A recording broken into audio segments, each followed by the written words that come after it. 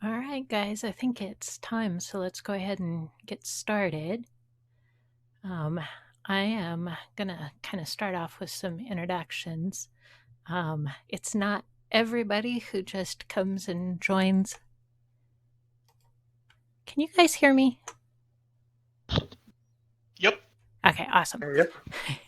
Yep. So I think it's time for us to go ahead and get started. I would say it's not everybody who comes to join a different game system in Fantasy Grounds. So we're going to do a little bit of introduction where you guys have an opportunity to tell me if you're new to Fantasy Grounds, new to the Dark Eye, or some combination of the both. But I'm going to go ahead and go first. I'm Zelakar. You can find me all over the internet as Zelakar. I'm also here in Fantasy Grounds College on a fair regular basis. So if you're, looking to chat with me in the future, this is a good place to find me again. Having said that, I have been playing around in Fantasy Grounds for 4 or 5 years now, and I picked up the Dark Eye as a IRL game about 3 years ago. My first experience with it in Fantasy Grounds has only been a couple of months ago, though, so it's kind of new over here for me as well. So sometimes we'll hit some rolls or some snags, and we're going to carry on, and just play as best we can. So, having said that, Cordovan, maybe you can kick us off. All right. Cortivan, although it doesn't matter how you pronounce it. But anyway, I've heard of the Dark Eye, and I've done two different. I keep forgetting the word for it. One-offs on Fantasy Grounds before. I've been lurking around the Twitch channels for a few months, and just watching the games be played and playing around with it myself, just mostly by myself. But I finally started playing a little bit. Awesome, thank you. Dante? Hey, my name's Dayton. I'm new to Fantasy Grounds, and I've never played Dark Eye before, but I saw that post up in the college and figured why not. So I've been playing D&D for a long time, though. But again, new to Fantasy Grounds. I've only been on here for... Beautiful. Grim? This is probably my sixth game on Fantasy Grounds. I've gotten pretty used to combat and how to use the sheet, but this was something new that I saw in the chat for something new. Seeing the rule book was a little intimidating, but I was like, want to try it out. The sheets didn't look that bad when I was looking at them, but Fantasy Grounds is going to be different. Learning how to do everything on the Fantasy Grounds version of Dark Eye will be interesting, but other than that, I'm looking forward to it. Super. Is it Mez? Yep. I've probably been using Fantasy Grounds for about a year now, but mostly Call of Cthulhu at the moment. When as soon as I saw it, that's the first time I heard of Dark Eye, so I thought I'd give it a shot. Awesome, and that just leaves us Whack Wolf. Yeah, I'm relatively new to Fantasy Grounds, although I have played a couple games with it and I'm pretty used to it. This is my first time ever seeing anything about the Dark Eye. Awesome. So it sounds like we're mostly new to Fantasy Grounds as well as Dark Eye, with some exceptions to that. So I'm going to real briefly go ahead and talk about where we're playing here in Fantasy Grounds. So when you play in Fantasy Grounds, in one of the major rule sets that they have, like D&D 5e or Pathfinder, almost all of those rules You can buy their books so that you have all of the core rules as part of the gameplay. What we're using today with the Dark Eye rule set is a fan-built rule set in Fantasy Grounds based on the more core rule set. As such, it's good. For a fan-built rule set, it's amazing. It's got most of the roles and things in it. What it doesn't have is all of that pre-built drag and drop ability that you get in like D&D 5e, where you can take a spell and drag it from the spell sheet and drop it onto your character sheet. So all of the things in your character sheets that are texty and define how some spell or something is working, I have had to go in and build inside of my version. So if you download this rule set later, don't expect that those things will be there. They're things you would have to add yourself. Having said that, it is a very good, very playable system in Fantasy Grounds. That it is what it is. It's just you need to be aware when you pick it up. That's all. The other thing when you're playing in more core, and you probably already realized it as you opened up your character sheets today, the layout is different than the other character sheets. More core rule sets all have this same sort of gritty layout to them. They don't necessarily line up with the character sheets that you would build if you were playing the game in person. However, somebody has adapted this character sheet in order to make this particular rule set work. So some things are where you'd expect them to be, and some of them are kind of randomly dropped. So I'm going to talk about your character sheet here real quick in Fantasy Grounds specifically. At the top, you have your name, and across from that, your fate points. We'll get to fate points a little bit later when we're talking about the roles, but they're a little bit like inspiration in D&D 5e.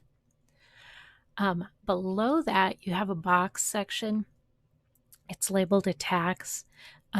They are the different attacks things that you can do, as well as dodging. And if you mouse over them, you should be able to see that they turn blue in different bits. And if you double click on that, you can actually roll it right out of that attack box. Beside that, you do have some information in the combat box, like your life points, pro, that's kind of like armor in this game. Wounds, AE and KP are the different kinds of magic type points, and then your initiative order below that. In the row below that, you do have your attributes. These, similar to when you're playing D&D 5e, you might need to roll.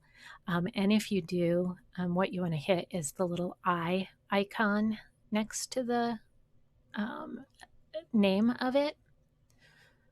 So they have 8 abilities in this role system. Probably you guys don't have anything infrequently used. It's actually a weird box in this particular rule set, but it makes sense in other more core rules. Besides that, you have a section that's called MISC, and mostly that is just notes. A couple key things in that you will want to note. That is where you will go if you need to roll initiative. And again, you roll it by pressing on the little eye icon. And then right below initiative, it says MOV. That should be your movement. In this game system, your move is a count of squares. So that's 8 squares. But the squares are 3 feet. So you can think of it as 8 yards as well. Either way. Down below that, you have 3 boxes, all labeled skills of different kinds. Dark Eye has a ton of skills that you can have. So even as it's broken up into the 3 boxes, all 3 of those boxes have a pretty good scroll on them. So if you don't see it right there, you may need to scroll that box down. Again, you roll them by pushing on the little eye icon.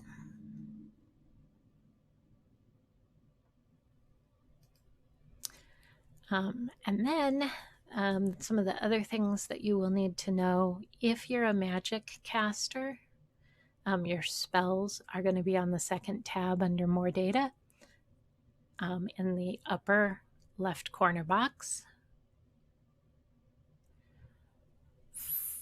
Those do not self-subtract AE. So when you use a spell, I will need your help managing to take those away.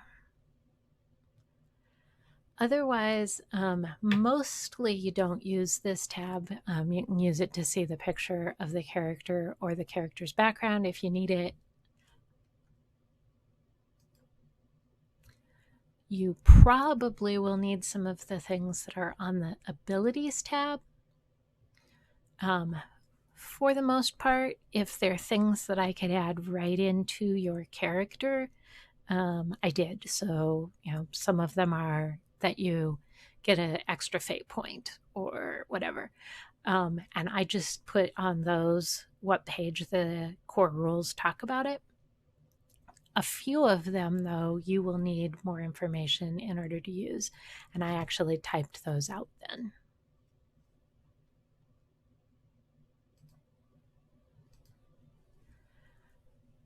After that, you'll probably use some things on your inventory tab.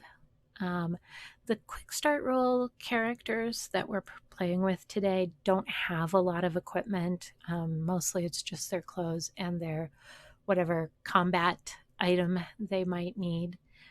This is not a list of inventory like you would see on a regular character. They'd have a lot more items than this.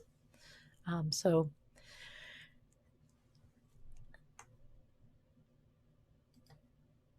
yeah, I think that's probably all you need to know about the character sheet as far as it is sitting here in Fantasy Grounds.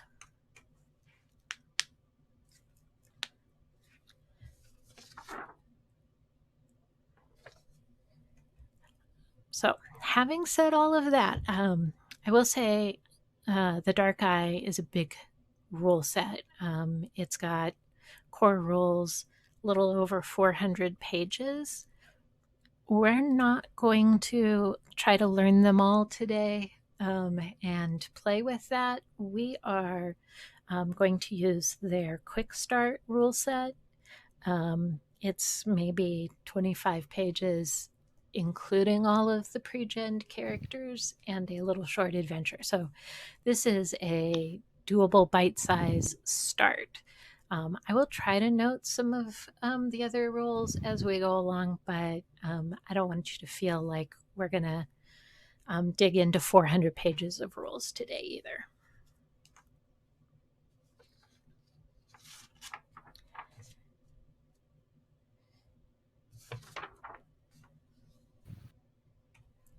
All right.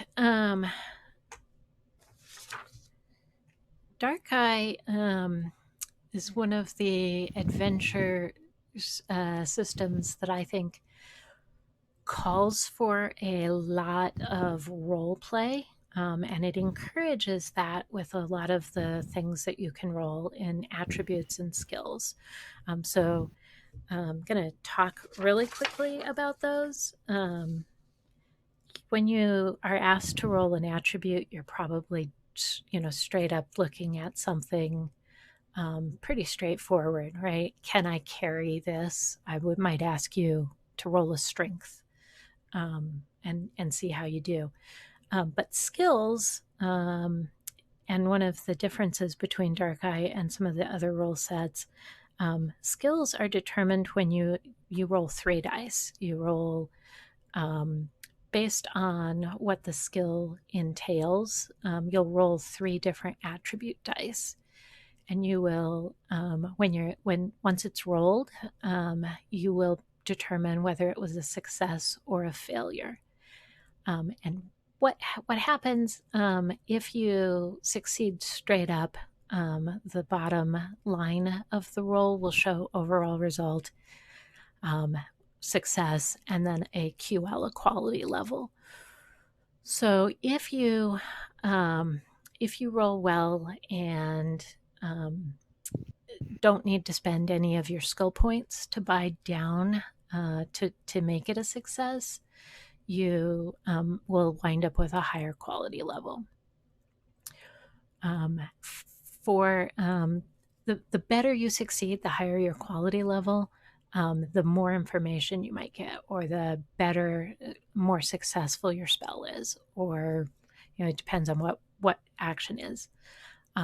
With the attributes and the skills in both cases, you're trying to roll below a stat that is set for that attribute. So if your, say, agility is set at 12, you need to roll below 12 to succeed.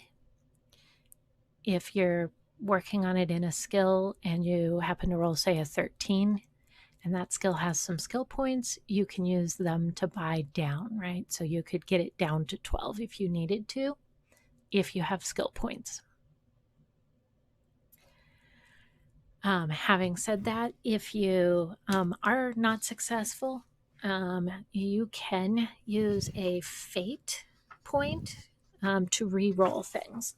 So if you choose to re-roll a skill check, you can choose in that to re-roll 1, 2, or all 3 dice. A lot of this will make a lot more sense as we start to play.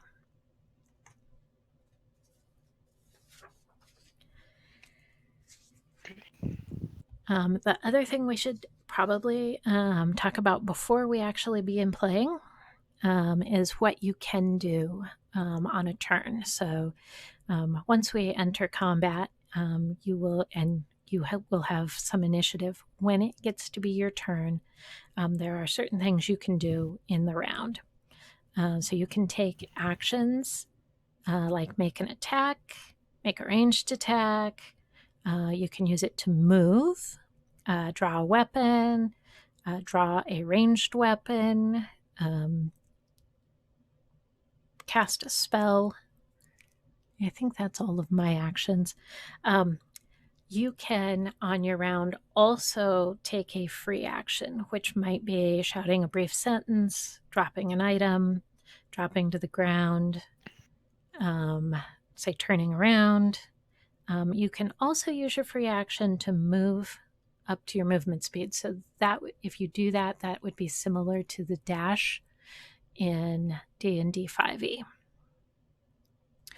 Also, each round you can defend. So if somebody attacks you and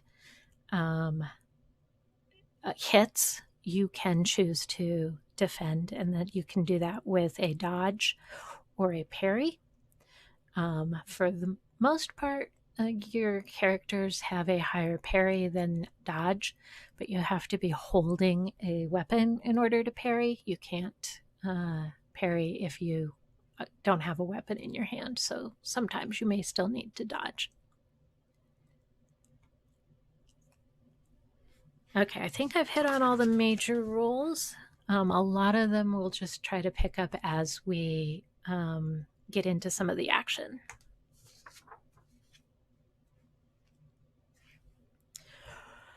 So I don't know why all of you are together traveling in a pack, but you have come to an area, Ulrich's Ford.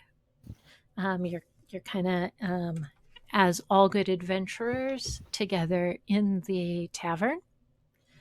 And as you're sitting around together drinking your ale for the day, the mayor comes in. He's very distressed because a child, the blacksmith's son, has been kidnapped. He's been taken by orcs, and they're presumed to be some of the orc slavers.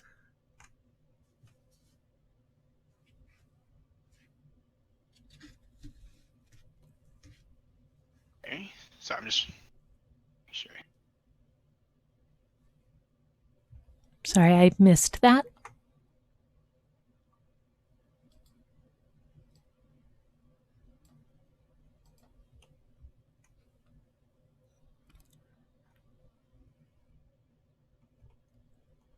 Okay. I mean, sorry, what's up? Did you say something, Ian? Well, that's horrible, sir. Here, let me buy you a tequila.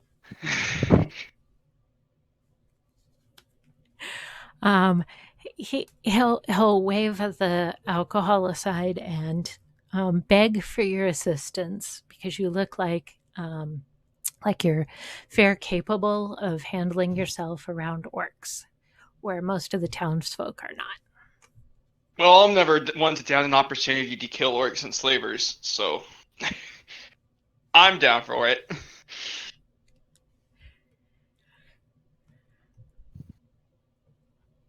Anyone else have any? They have any loot on them we can get? Maybe, I don't know. So you're kind of new to this area, so you don't necessarily know your way around. But he will describe where the child was taken from and give you information on how to get there. Are you going? Okay. Maybe we could track them from the last location. Be my best guess. Best way to start. I love it. While we're still in the tavern, I might suggest. Sorry, I was just discussing this to the group. Oh yeah, no. While you're in the tavern, I might suggest that you all try a fast talk roll and see if you can get anything out of the local folk. Is that in skills or social skills, right? It is in skills, and I believe you are right under social. In the middle column. Fast talk. It's a failure for Garen.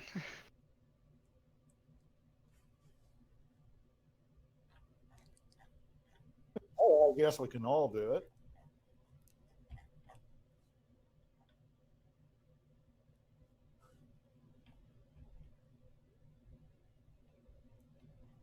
It looks like I succeeded on mine. Yep, one of the party succeeded. It does look like we've got one succeed there. Actually, I think you've got two. Yeah, I double clicked by accident. Oh, no, another person succeeded as well.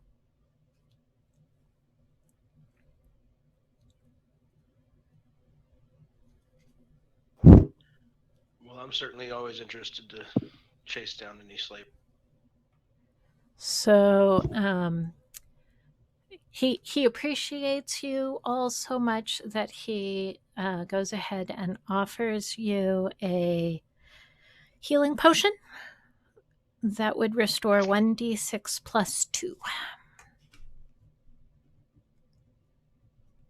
Anyone here is really good at healing? You can probably take the healing potion in case someone needs it, but if it's one, I'd rather be with someone who has medical training. So I think of the folks with you today, Laeriel is your best bet for a healer. Wow. Well, there we go. But I don't think it matters. Whoever has the healing potion can use it for whoever. Yeah.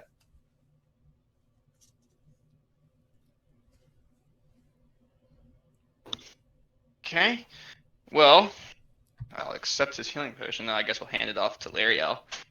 And did we learn anything from those quick talks, or was that a party roll? And since it was mostly failures, generally didn't learn. Yeah, it's a party roll. So Makes sense. You were able to get them to give you some healing potion, but you didn't do well enough to push it into the next level. So unfortunate there. So the mayor does give you all the information to get out to the lake area where the boy was taken from. All right, unless anyone has any other business, I say we start going on our way. The longer he's with them, the farther they get away, so just move with haste. I agree with that statement. Move with haste to the lake, I assume, would be our next task then. I'm more the cautious sort. I was thinking by the time we got to the lake, then we would be more cautious because we would start tracking them, and then once we got on their tracks. Well, yeah. All right, so I'm just going to move you all along to the lake area then and see what you want to do now that you're there. Well, first I want to see if is it a tracking check if we want to see if we could find where the struggle was? Like tracks? Yes, please. Tracking would be excellent. Again, this is a group check, so you can all give it a try. Where is tracking? Am I blind? Oh, there it is. It's at the very bottom. That's why. Oh, there's a lot of successes I saw there. Garen had a success. Java had a success. 4, 2 fails and 2 successes so far. 5.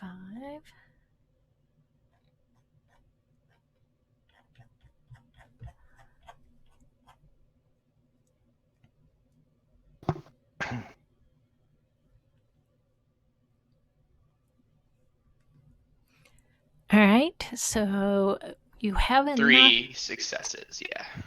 You have enough in combined quality levels that you easily find the trail. You can see it going off to the north. It is going uphill right now and toward a forest.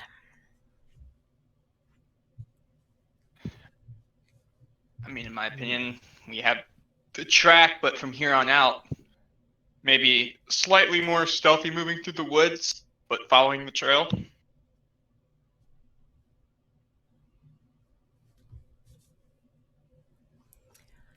So by stealthy, you mean you wish to be quiet and move along slowly enough that you're not drawing attention to yourself? All right, so unless you guys want to go post haste to try and save the child, that's up to you. We're just risking the option of them knowing we're coming beforehand. Well, did you say it went uphill? Like it went kind of north uphill? It is right now it's going north and uphill, yeah, toward the forest. So maybe the top of the hill and kind of get a vantage point and then go from there. Unless they're on the hill, but is it a mountain or just a general hill that it's going up right now? Yeah, no, you're just going from the lake up a hill. Okay. Either way, I think we have the tracks right now, so I would say best way to approach it. I mean, we could put a vote stealth versus get to the child as quickly as possible, so we don't know what the orcs do to their slaves, but... Well, I already did a stealth check.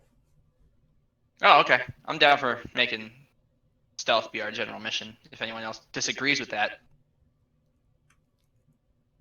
I don't know how stealthy a dwarfing armor's going to be, but... Trust me, I'm not stealthy either. I just wanted to attempt it. Give it a go. Okay. See, look at that botch failure. Oh, might be a bit more nimble than I thought. Well, it'd be pretty normal to put the stealthy people up front and leave the other people a little bit behind. Yeah, probably true, but... And ironically, your dwarf is a very stealthy guy. He's short to the ground. Garen says that in real life. Probably shouts it out loud because he wasn't very stealthy, I don't think. Nope, he botched. Oh, so that's an excellent point. We are not going to overthink the botch tables, but normally on a botch failure, bad things happen. Oh, And that particular one, you rolled 2 20s, so that's 2 botches. So particularly bad so for you want you. low rolls? Okay, that was confusing me. I was like, I thought 20s were good, but then I was like, oh wait, 20s they are are good not. in D&D, not so good here in the Dark Eye. Okay. In fact, you want a 1. We're also not going to overthink criticals, but good things happen if you succeed on a critical. So your sneaky people reach the top of the mountain before Garon crashes up the hill behind. You don't I'm a mercenary, not a rat. see anybody up here, orcs, children, townsfolk, anybody, but you do see the tracks leading off to one side. It looks like they are skirting across a dike. What's a dike? That's a word I don't know.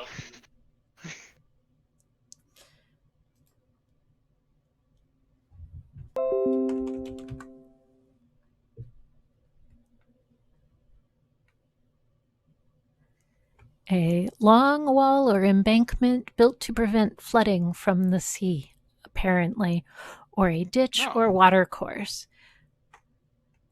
But I had to Google that for you because I also don't know. Are we near the sea right now? No, so it's probably across a water. Okay. Like a dam, pretty much. Yeah, I've always thought of it as pretty similar to a dam. Yeah. Something like. So, are you intending to go across, following the tracks? I mean, yes, it's our mission. Unless anyone has any other ideas.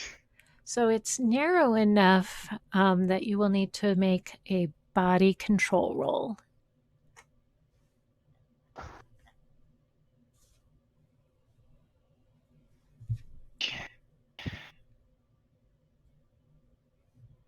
Rolling. Where's body control? There it is.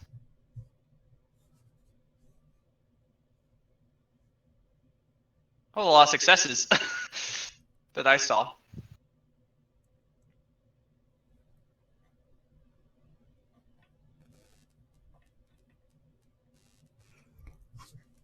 Except the dwarf. The dwarf can't bend his body as well as everyone else.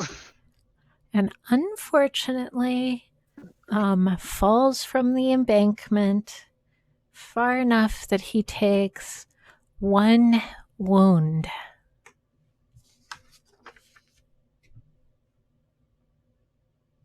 I'd edit that myself, would I? Yes, if you would, under wounds on the front tab. Mm-hmm.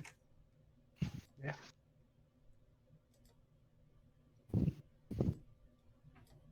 So could be in the situation I could have used. Was it the pro punch or was it fight punch? Could have used to re-roll them. So you can't use pro in that case. Armor doesn't do you any good against falling damage. Yeah. But you can use fate if you want to. I'll stick with the wound then for now, just in case I need the points somewhere else. Sounds good. All right, I am going to give you guys a map now.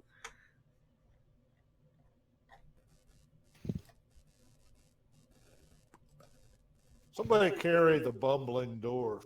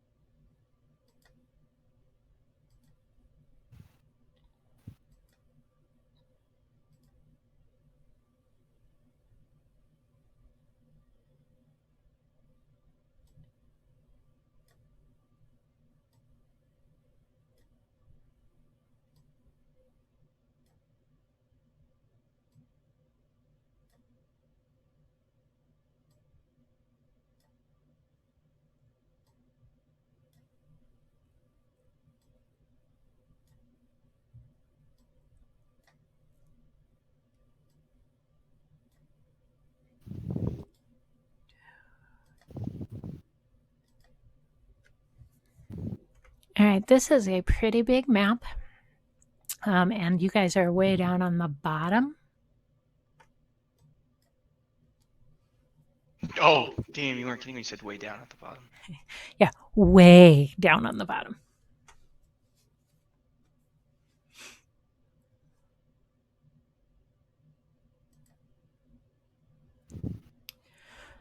So I don't know, what order you're marching in. I just put you down, your tokens down on the bottom of the map.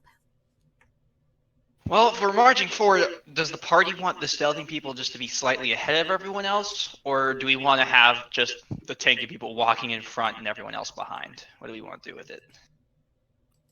Do some scout. I'm hiding behind that tree. Oh, the guys are going to do some scouting? Okay.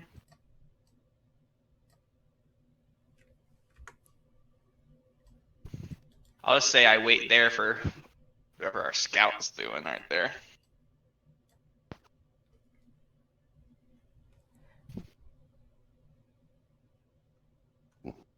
So you guys can kind of see the tracks going along the direction that those arrows are going.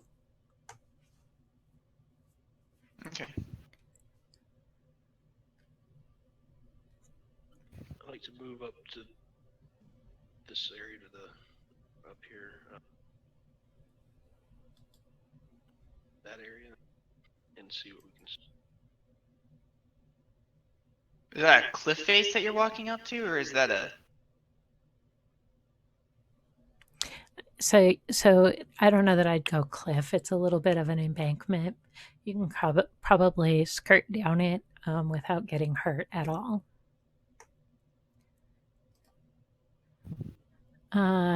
Carolyn, would you roll some perception for me?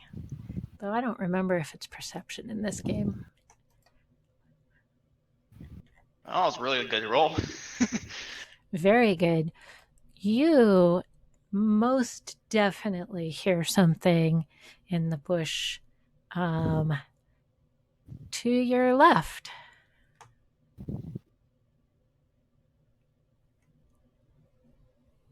Kind of stomping and snorting noises.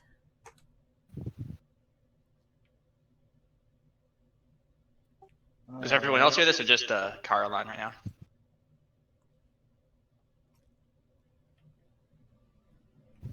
And it's at this point you're startled a little bit as a boar comes charging in your direction. At Caroline? Correct. Oh boy. You think that you probably startled it too. But you all can go ahead and roll initiative. And that will be on your main tab.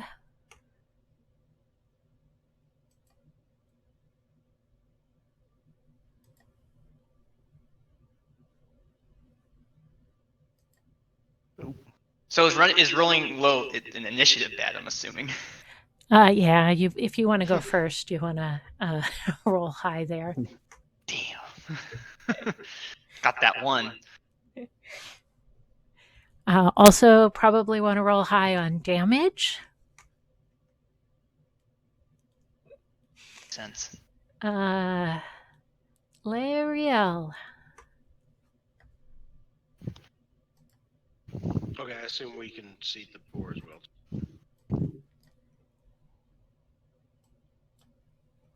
So yes, it has come far enough through the bush that you can see it. Okay, then I'm going to shoot an arrow. I'm sorry, you're going to, and I lost it.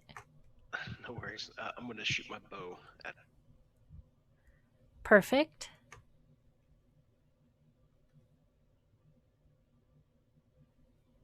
And that's a hit. Let's see if the boar can dodge.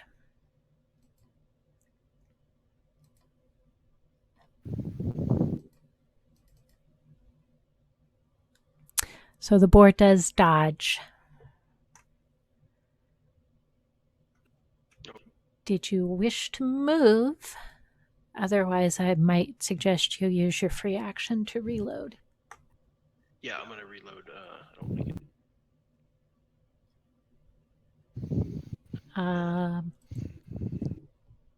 Jalva then.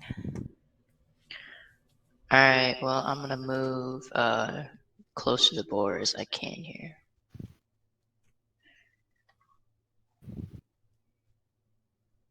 And I will end my turn.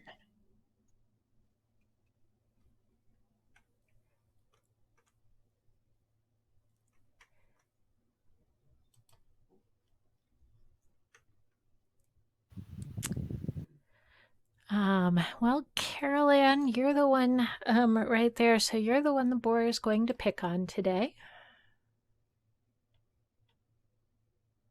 Am I allowed to dodge, or do I have to wait my turn? So we'll find out if it hits you, and then you can either dodge or parry. But if there's no point in doing either if it doesn't hit you at all.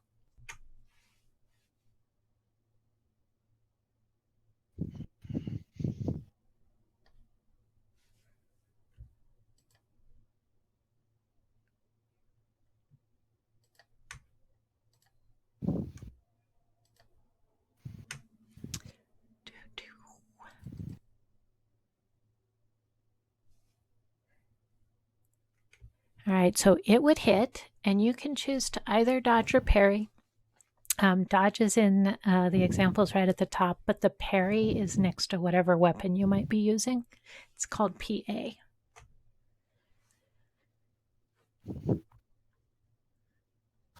I'm the dodgy sort. Should be able to just double click your dodge then.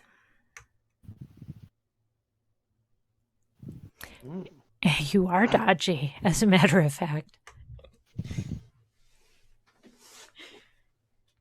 Barely.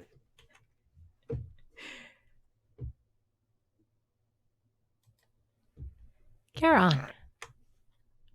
So I got 7 movement on this guy. So 1, 2, 3, 4, 5, 6. 6 from where I was. And you said movement's an action, correct?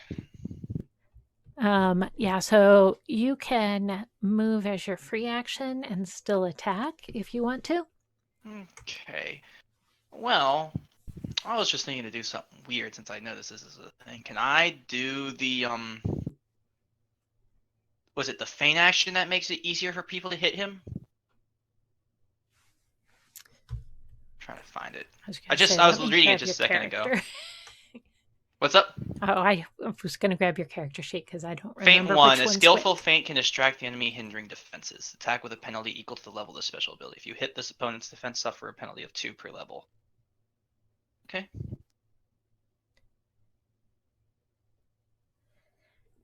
So I attack with a penalty of 1? Correct. Is that what it's saying? And you do that. Is there a way for me to apply that? Yep. So in the modifiers box under the chat window, you can put a -1. So, like that? Or modifiers. Oh, I see it. Never mind, I see it. -1. Okay. And then you should just be able to roll your attack. Target him. Sword. Attack for this. Yes. That's a success. So he gets a -2 to his defense.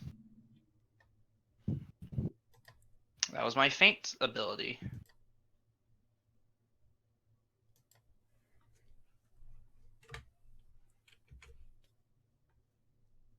And then, yep, that's my turn. Gosh. Actually, you still get to roll damage on it. Oh, I do? Okay. I thought a feint was like you don't actually hit the person. You kind of convince them that you're not, but sure, I'll roll the damage. Hell yeah.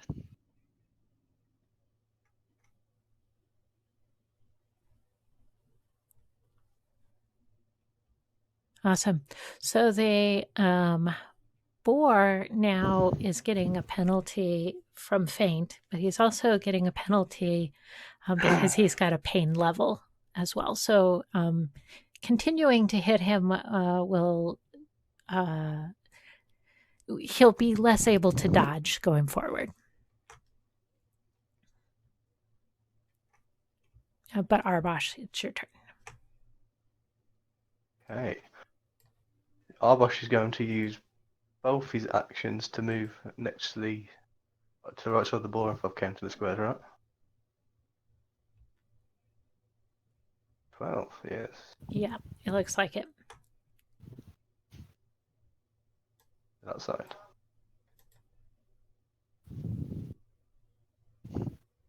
That's all I can do at the moment. This board's Okay. getting wailed on. I feel like you guys are going to have bacon shortly. How do you guys change the direction the arrows are facing in? So if you put your cursor over the token and use the mouse wheel, it will turn. Oh. Wonderful things to learn. And it's Thank you. actually important in this game. Where in D&D, sometimes they'll let you have one person on each side and give an advantage for that. Flanking bonus. In this case, you do get a bonus when you are attacking from behind. So it's not a matter of having two people on the enemy. It's a matter of where you are in relationship to where they're facing. So facing matters. Okay. Again, that isn't mentioned in the quick start rules, so I'm not overthinking it for today's game, but it's a thing in the core rules. Well, I'm assuming I can't run past them and get behind them, so I'm just going to sidestep and then attack. All right. Go ahead and target him.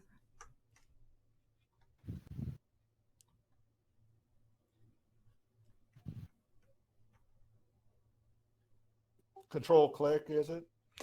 It is.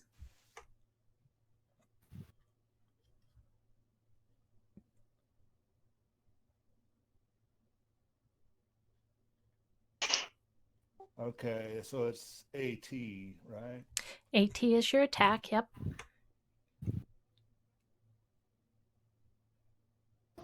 That's a success. And I will tell you his dodge and all the penalties he's accumulated that he can't possibly dodge, so you can just roll damage.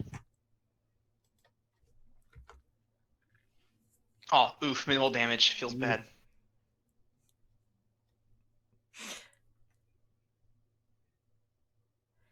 Anything else? That'll do.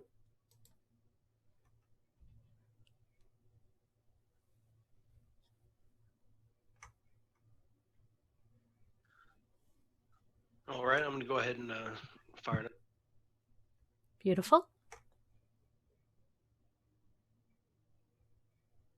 Ooh, no. So again, we're not playing with the botch table, but this is one where it went ahead and rolled it for you.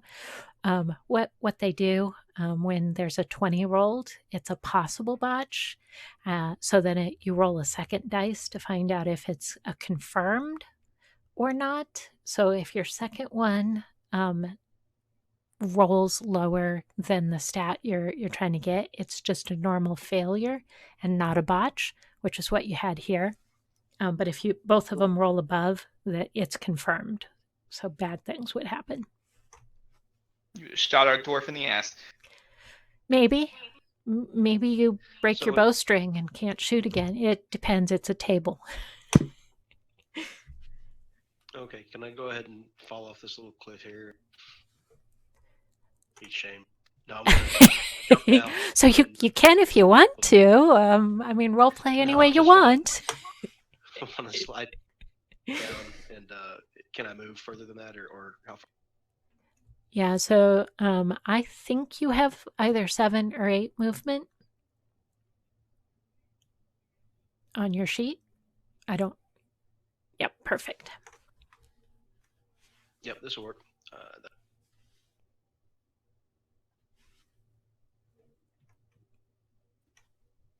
All right, I'm just gonna get right up here Come on, big lady. and attack the boar.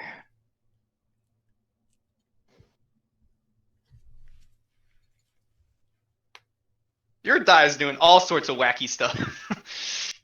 What was that? Yeah, I'm not sure. It does that when you hold a certain key down. I don't remember whether it's shift or control. Yeah, you're right. It is one of those, but I don't know either. Might even be alt. I don't remember. Yeah, I think so. Yeah. I think this board's looking a little rough. He is, in fact, pain level 2. It's making it really hard for him to do anything.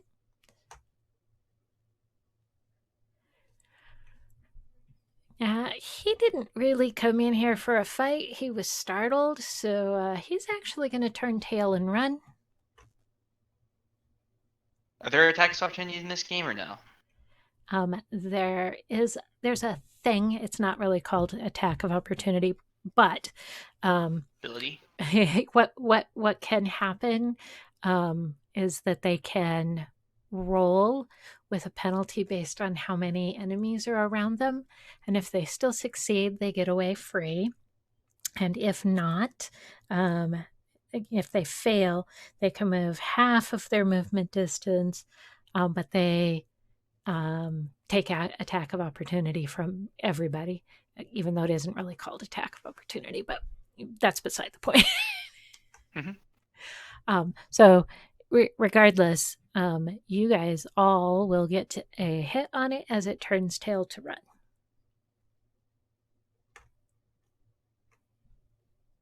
Okay. Well, if we're all getting a hit on it, can I make this hit a forceful blow? Yes, you may. I will do that because I saw that was a thing and I'm going to do it. Put my -2 in my modifier and let's make a roll.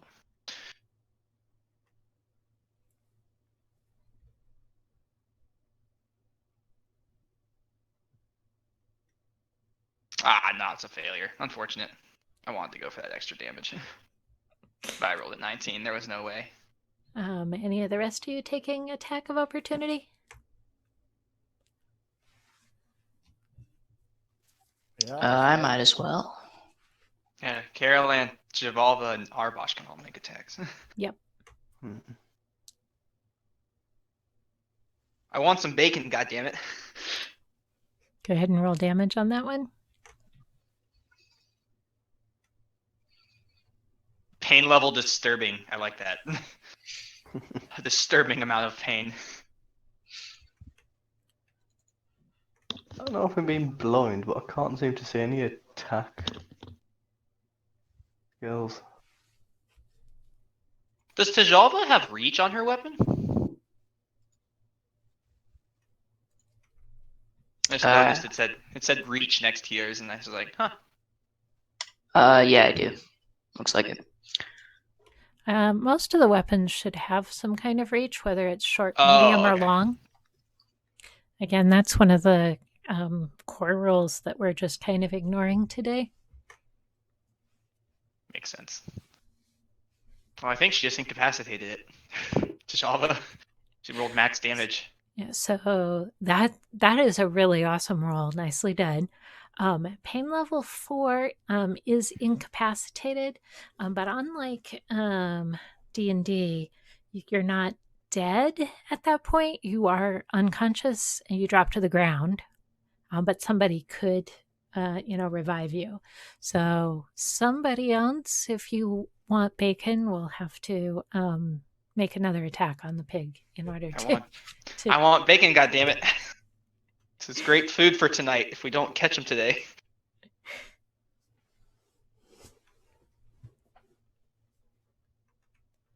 Did we get everybody's op attack? Yeah. I did Caroline go? Oh no, he did. Caroline did. No.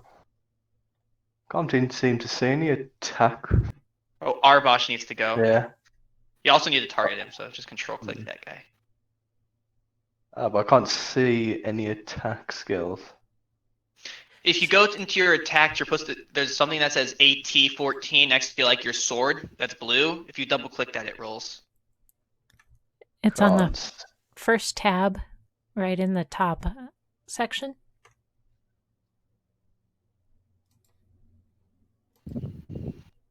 I can see the examples, but I can't seem to see that.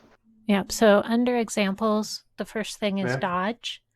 unarmed Oh, you can click them, can you? dagger and dwarf cudgel, which is probably what I'd use for you. Okay, yeah. I see now. And that's a success.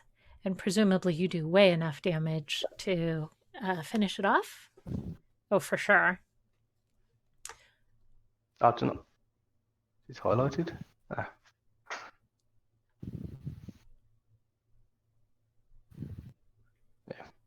Ooh. At least it wasn't critical bad. Don't worry, we technically all have a turn coming up where we can finish off this fucking piece. Unless it gets a chance to run when it's incapacitated. No, it is dead. It just whatever we did threw a bunch of error messages up. So I will have to report it. You know, I did say things happen in this game system sometimes. It didn't break anything, so we'll keep playing. Okay. I mean, we were about to kill it anyway. Oh, Arbosh did. 11 was way more than enough to finish it off, so no worries. So you have 300 pounds of wild boar here. Are you going to take the time to slaughter it? Going to take the time to, put it away safely so you can finish your adventure and come back for it later? Are you going to just run off and leave it there? I'm assuming we got did we get supplies for an adventure? Like, do we have that stuff, or is that something we have to say, like, hey, if we want supplies, since we don't know how far they might be? Yeah, so in a normal adventure, you would have made characters and you would have supplies of all kinds on you. The quick start characters here and the quick start scenario, they're meant to be short, played at a convention or whatever. Okay. So the anticipation is that you're not going to be gone even a full day and need any of that sort of stuff. All right. Well, I would say we have post haste, but we can store it under a tree or hide it. But unless you guys want to just cut some strips off, I don't care. It's up to you. I'm a city boy. Yeah. I'm a city boy. I don't know how to do that. I don't even know what kind of skill check that would be to do. I think if you were just cutting off some slabs, I'd go with probably survival. If you were trying to, cook it up and save it for later and, with curing bacon and whatever, probably something more along, with your cooking type skills. I say we just leave it for now and come back for it later. Yeah, I agree. Mm-hmm. So let's see if we can pick up the tracks again.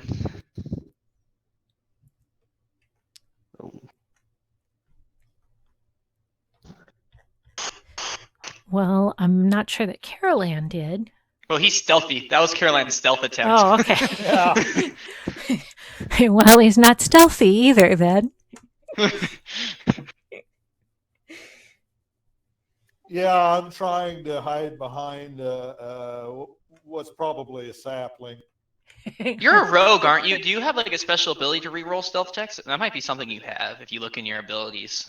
Because I know, like, one of mine, like my weapon, my one-handed combat, I could have rerolled damage on my sword die for hitting. It's one of my abilities. Also, don't forget you guys do have fate, where you can choose to reroll things. So do we need to do tracking again to refine the tracks? No, you were definitely following them along, and you would have continued to do so. All right. In fact, I would say you probably easily track your way through the rest of this map, and I'm going to move you to another one.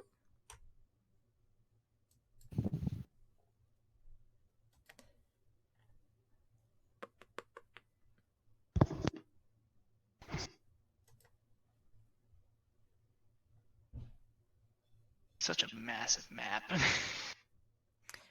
all of these maps are. And I'm sorry, that one is a pre-made one that I just picked up, but this one I made, and I don't think I realized when I was making it how big it actually was in scale of Fantasy Grounds. So I'm sorry for this one.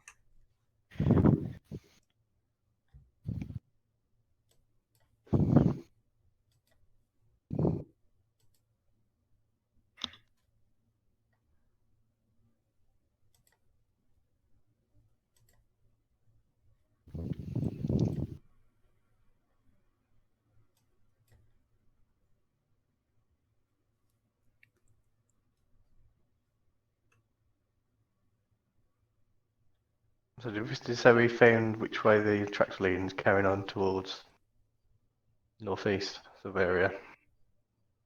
Yep. Mhm.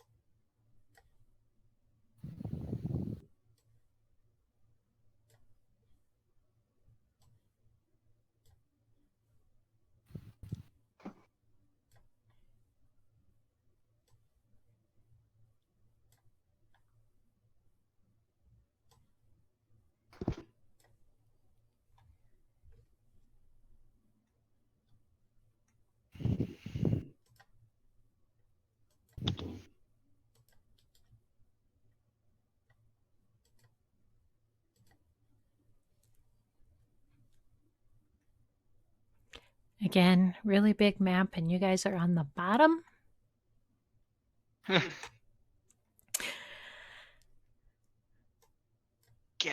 damn. So you have tracked through the forest, across a bridge. So you're kind of on a trail, and you can see signs of orcs at this point. You know that you're not far off. Can we see that grove in the distance? Or no? Is that too far for us right now? You're outside, and that's hold one sec.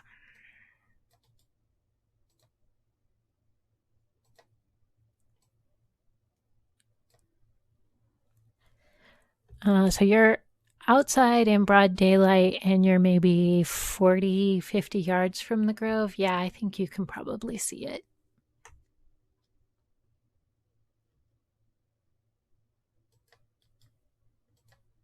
Well, if the track leads straight up to that grove, I'll say the party.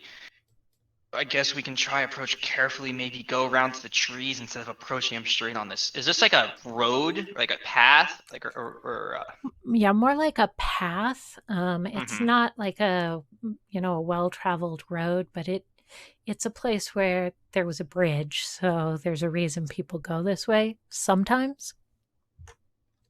Mhm.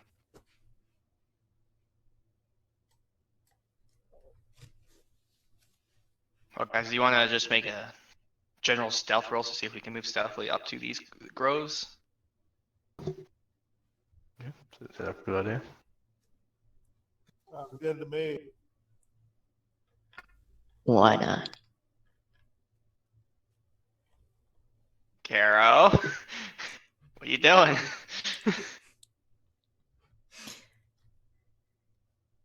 And while we're being all stealthy and stuff, I'm going to go ahead and cast Armatrutz on us. That's the one that gives you armor, right? Yes, ma'am.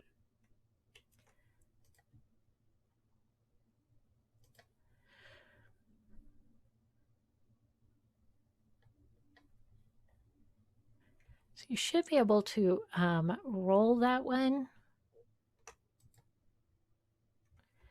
because the quality level decides how long it lasts.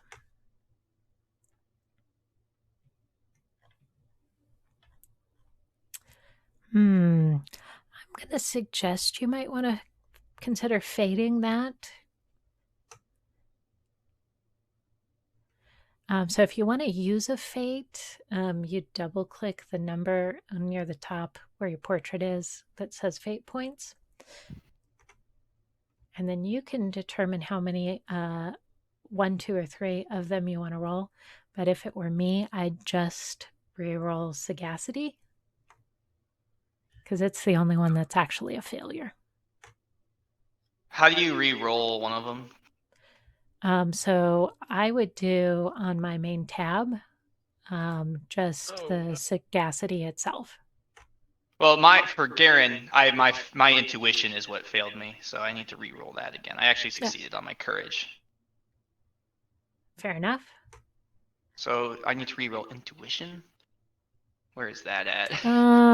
So intuition is still on the first page. Okay, there it is. Under abilities.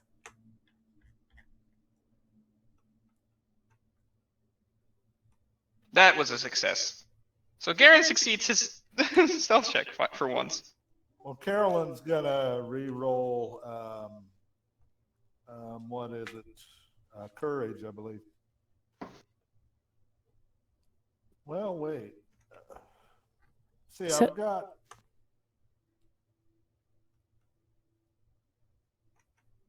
Does that still automatically apply the bonus for step? So no, there isn't technically a bonus for stealth that gets automatically applied. Whether you roll it as a skill or not, that's one where we keep track of it. Okay.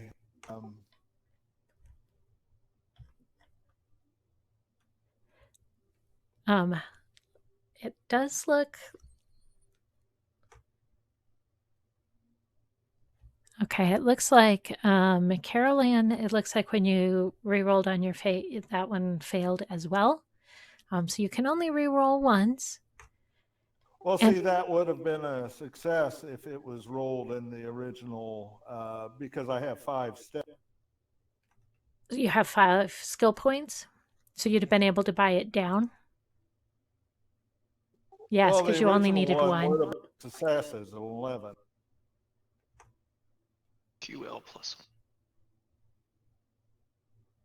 Yeah, so you only needed 1. Okay, so that would result in a success then, no problem.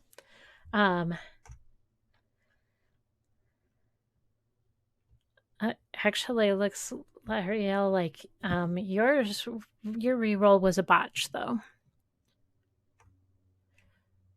So no armor, but I believe on magic you still use half of the AE that you would have expended on it, and then you can try again.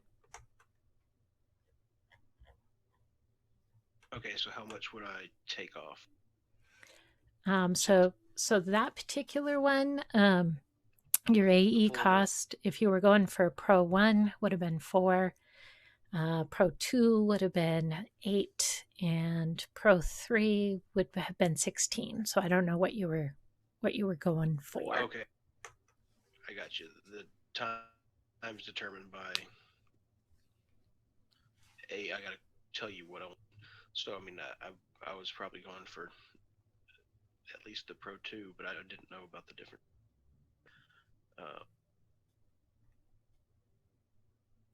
Yeah, I'll take off 8. Sounds good. And I just manually do that. And I'm sorry, what? Do I reduce that in the window there, or am I just making a note of that? Or Yeah, so you can reduce it in the window. I believe you can do it on the second tab. On the, oh, no, maybe not. I thought it was keeping track under the spell points side, but maybe it isn't. Yeah, just tick it off on the main tab because we can always put it back to the 35 later.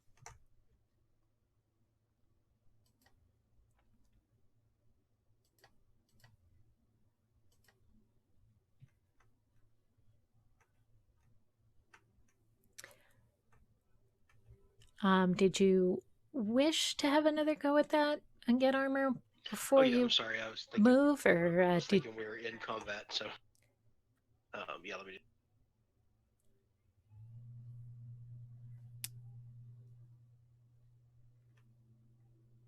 Just not good.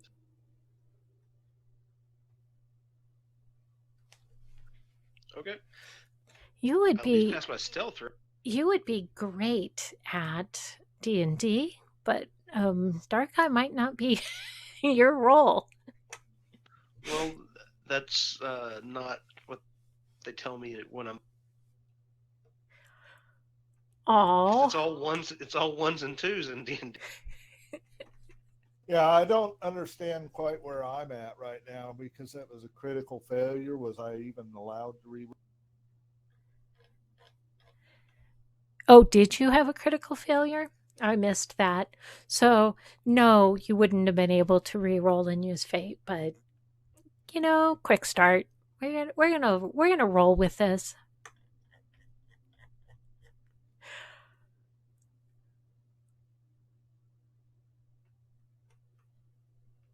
QL is your quality level.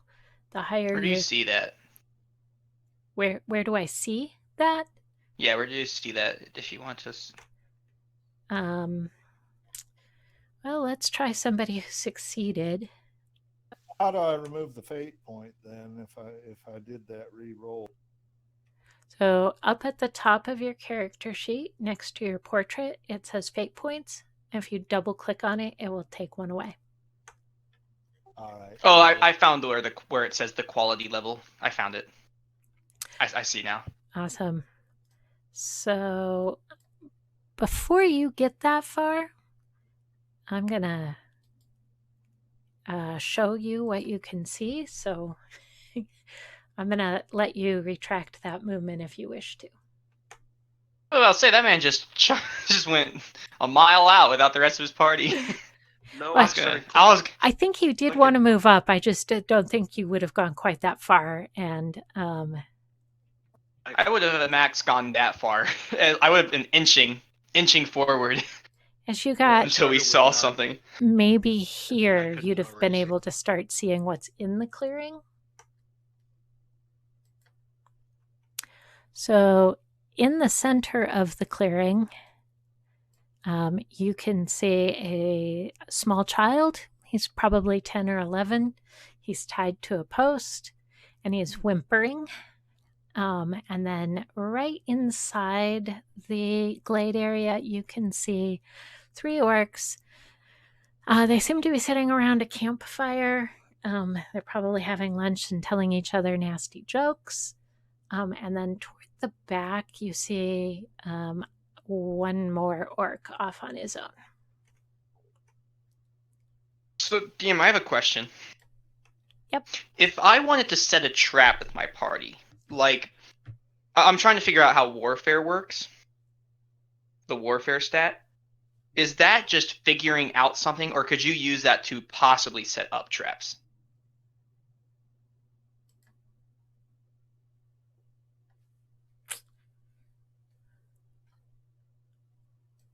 What I'm thinking of is like a distraction tactic where you're like, hey, set up in the woods, I approach, make them charge after me, run back,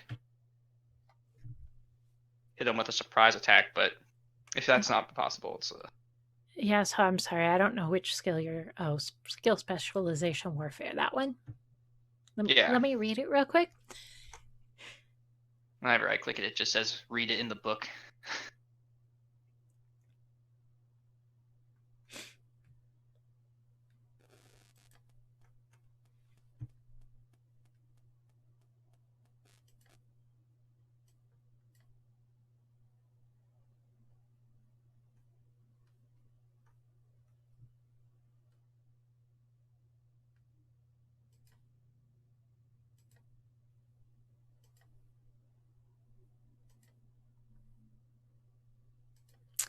Yeah, I don't think warfare helps you with that particular thing. Okay. Good try, though. I was trying to think of a way to ambush, but if not, we'll do what we can. I like the idea of ambush. you might try. So who did? You might try. So as we're leader. approaching, sorry, go ahead. You might try your ability leader, because you can. Well, I was thinking about talk. doing that, but it says it only lasts a round. So Right. I was assuming that if I had to wait till actual combat started for that to happen, for that to be a thing I use. Yeah, I probably would do. I probably would wait on that one. Yes. But I'm just gonna say to the party. So do we know who failed like stealth checks? Like if they're just making a ton of noise, just generally like, hey, you probably shouldn't be the ones to approach. I imagine you can look around at your own party and discern who is making a lot of noise or is highly visible. I mean, if you painted yourself with yellow paint, your party would notice. So to Caroline and later, I would say, I would think the three who passed could set up in the woods near the entrance and hide, and that you two, since Caroline, do you have any ranged options, or are you mainly melee attack? I've got a dagger that I can throw, just one. Well, I was thinking that you and Lariel maybe could start shooting at the orcs while we're in the trees waiting for them, and that the second they come, they start to converge like towards you, we charge out and just crush the orcs between us two. So let me see if I can I make pointers on this map? Yes, I can. I'll just draw an arrow real fast. So I would think the rest of the side people, like my plan would be Garion would go over here to like this section of woods, like in the tree line right here.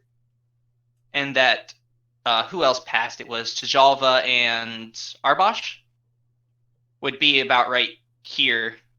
And that you two would be in this area and just shoot at those orcs that we can see. Did you guys see that all? Like on the map? The areas I had pointed out? I don't think Jolva actually has any ranged weapons. Yeah, I don't have a range. No, she was supposed to be one of the ambushers. Lariel was the one who failed a check, I thought. Lariel and Caroline. I'm pretty sure Lajava passed her check. Okay. Yeah, she did. She had a quality 1 stealth check. So it sounds like you're thinking those that had good stealth should go try to get up in those bushes and trees under cover. Mm-hmm. Yes. And the ones that may not be very stealthy right now will do some kind of ranged and try to draw out the orcs. Yes. Okay. That's the plan I'm trying to set up with my group. at least I have some understanding then. Okay. Yeah, my bad. I can't. It's messing with pointers is weird on the map. Well, yeah, once you're in place, we can just mosey down the road and act like we're totally oblivious to what's going on and just kind of wait for them to come after. Yeah, I was thinking the 2 yard and these 2 spots would be where we could set up. And then, yeah, you guys could just mosey down the road. And then if you spot the orcs before they spot you, just lay them out with arrows, Lariel, because I know that's your thing. You were shooting bows earlier. Might not have hit as many shots, but you were still shooting them. Is that the plan the party's going to roll with? Unless anyone else has a plan, I don't. No, it sounds good. So if the stealthy people want to move their tokens, I will approve those movements.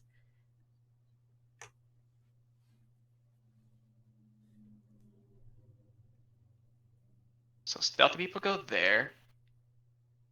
And then Tajalva and Arbosh, if you want to get on the other side of the path so we can like pincer. Yeah. But Absolutely less so then.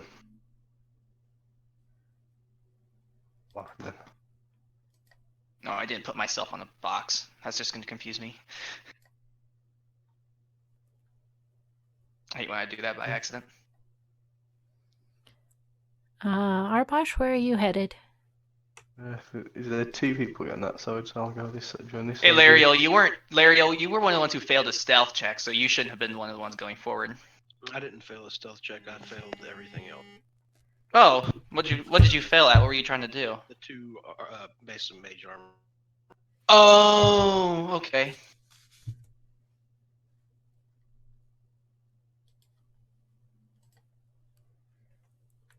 Okay, who's drawing them out then? Is that you, Carol Ann? Yeah, I'm gonna walk down the road singing a bawdy ballad or something. Very nice. Acting drunk. Make a and singing whatnot. check. Make a singing check, please. See how good the song is. I know for a fact it's one of our Is it? ability scores. It is, but in addition to the check, I just want to know what it sounds like. Oh, I don't know. I don't know any songs right off the top of my head. What's a roguish song? Old King Cole was a merry old soul, and a merry old soul was he. Uh-huh. Hell yeah. Military chant there. So I think you probably get about halfway before they start to notice you. Maybe say here. Old King Cole was a merry old soul, and a merry old Fair soul. enough. I didn't mean to move it after you moved it. I'll be where I. Just gonna say a little closer before they heard and noticed you, because they were having lunch and telling dirty jokes to each other. So, it took them a while to notice you. I'm stumbling. I'm acting like I'm stumbling drunk or something. But make it look like I'm an easy target. I don't know. I don't know if there's an acting check. Yeah. Go ahead, guys, and roll initiative.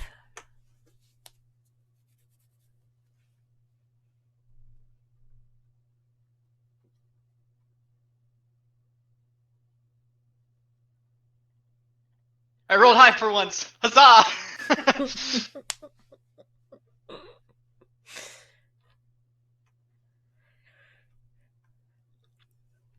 So are the orcs going to get their reaction first, like they were coming out, and then our ambush triggers, or how are we going to work it out? Yeah, no, they're noticing him, and they are turning in this direction and drawing their weapons. Are held actions allowed?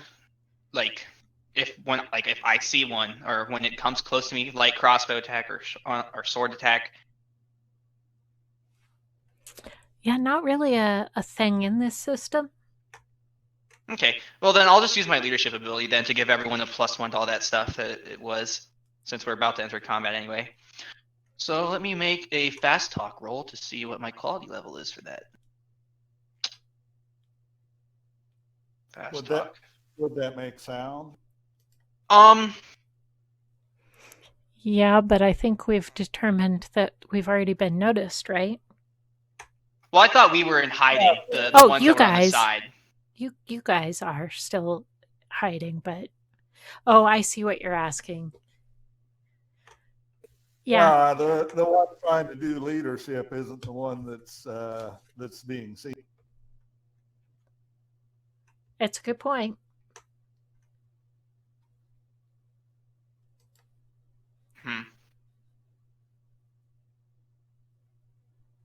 Because you said we can't hold actions, that's not a thing, like we can't for an ambush round. I'm trying to think of what I could do.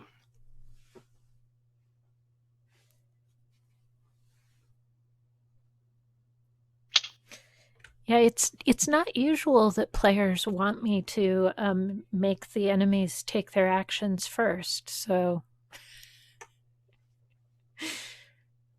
Well, they have a lot of movement to get to us. That's the reason why the ambush was set a little farther back, like at a choke point. But I mean, I guess we could just do we could just start dumping our ranged options into them. Because I don't really want them attacking Caroline either. Can we see them through these forested areas, or do we have to step out a little bit? About just waiting them out and get them from behind once they come at me. But yeah, that makes sense. Yeah, I'll just pass my. I guess I hold my turn. I don't know how else to say that. Since there's not really a hold action option, so yeah. Lariel then.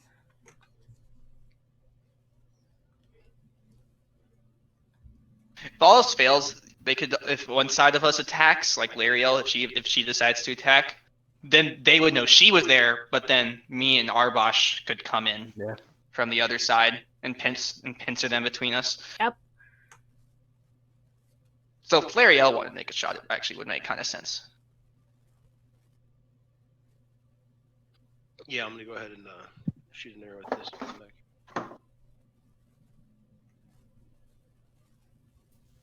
To some degree, we want to pull them away from the kid, don't we? Yeah. Ooh, that's a really good attack roll. He almost had a crit.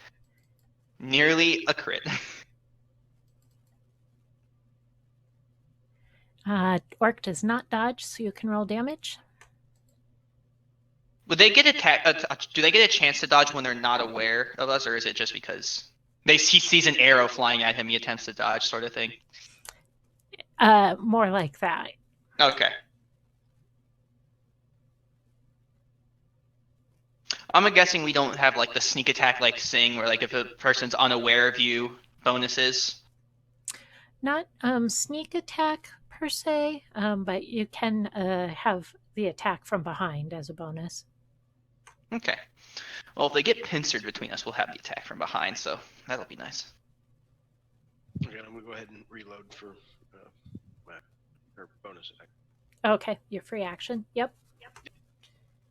Carol Ann.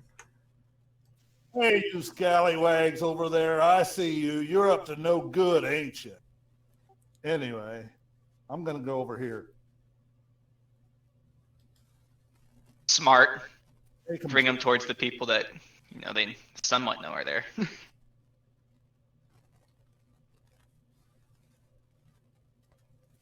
And I'll pass my turn. Just wait for him to... I don't want to be in bow range. I'm trying to get kind of behind those trees and watch them come, get them out here, Makes sense. All She right, said they drew axes, though. Since I'm hiding here, I'm probably just going to pass my turn. All right. Arbosh. I'm probably in the same range we are waiting on this side. I mean, you could move a little bit closer, I guess, because this... Let me see if I can get my pointer. This whole area is sort of concealed-ish from their view, so anywhere right there, if you wanted to get closer for a charge, I assume you could move a little bit more forward. Because you're still stealth, but... That's an option. If you just wanted to get closer so that you're ready for a charge, but other than that, not a lot. I don't really want to get in front of these, but I'll maybe move up close to you, but that's not too late. Kurg, Yellowtooth. See how much movement these guys have. They have a solid amount of squares to go to get to us, even with a dash action. He heard you, and he's going to move up this far, and like he's got all of his weapons out. He's noticed you, and he's ready.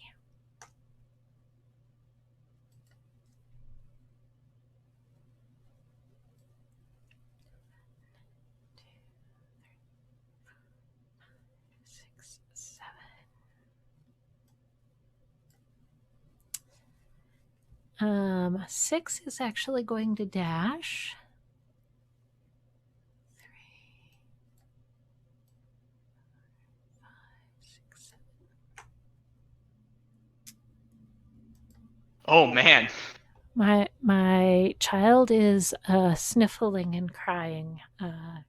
He's been roughed up by the orcs, and them rustling around has agitated him a bit. Hell of a dash. 2, 3,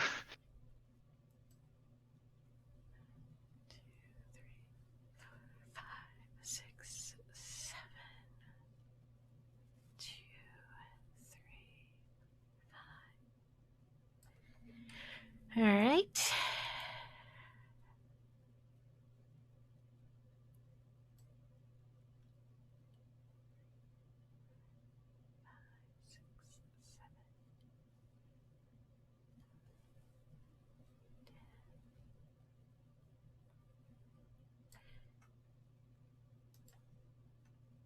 You're on. All right. Well, now seems like a good time to pop my leadership. So I'm going to make the roll to see how many people I can target. Really want it to be high. The more people I can get with this, the better. So it's fast talk. I'm gonna re-roll that 20 with a fate point. Knock that out. All right. So what is that? That failed charisma. All right. Much better. How do I? Is there a way to guess how much quality points I would have with that? So an 11, 11, and an 8. So you have. How would I figure that out? You have fast talk of 5. Mm-hmm. And it looks like you didn't need any on your courage or intuition. So you only needed them to get your charisma below. And that did. So you would have had 5 fate points left over, or 5 skill points left over, because you didn't need to buy down any. So I have 5? So 1 through 3 is quality level 1. 4 through 6 is quality level 2. 7 through 10 is quality level. So that would have been 3. a quality level 2 then? Yeah. So I have 2 plus 1, so I have 3. So I am going to give my leadership to Tajalba, Laeriel, and Arbosh. And you guys all get the leadership bonus, which is you get a +1 to your attacks, +1 to your defense, and +1 to your RC for the next combat round. So RC and attack are basically the same thing. AT for melee weapons, and RC for ranged weapons. So that's basically the same thing for them. But make sure when you are doing your attacks and your damage, go ahead and put the modifier on as a plus. Right. And I will go 1, 2, 3, 4. Is leadership a free action? Because you said it's speaking, but I don't know if that's the action to actually do the leadership or if it's an action. Well, let me hit your character sheet, because nobody's ever used that one. Let me hit your character sheet and see what it says. You mean, do you want me to read it out? I can.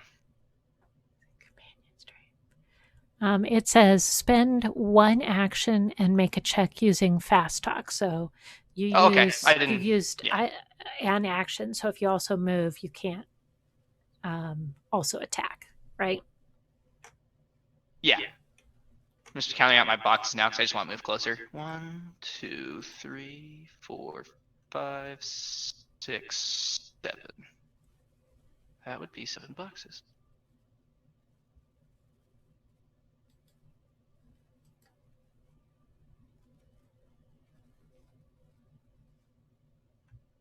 And I'll paste it to Laeriel.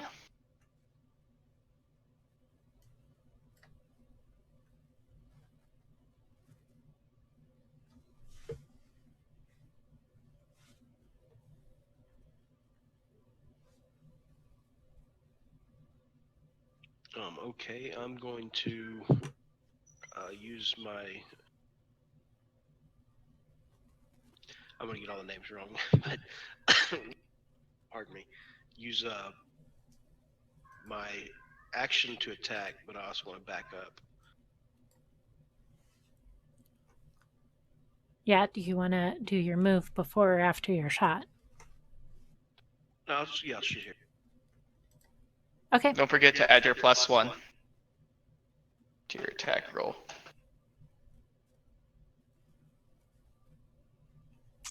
That would succeed.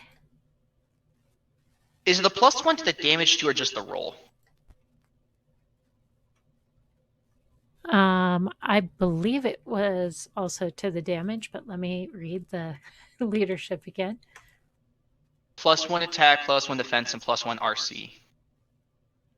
Oh, so no, not on the damage.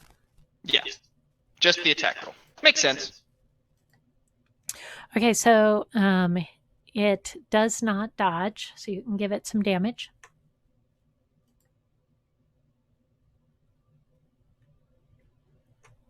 He's got a little arrow sticking out of him now. You were going to back up? Yeah.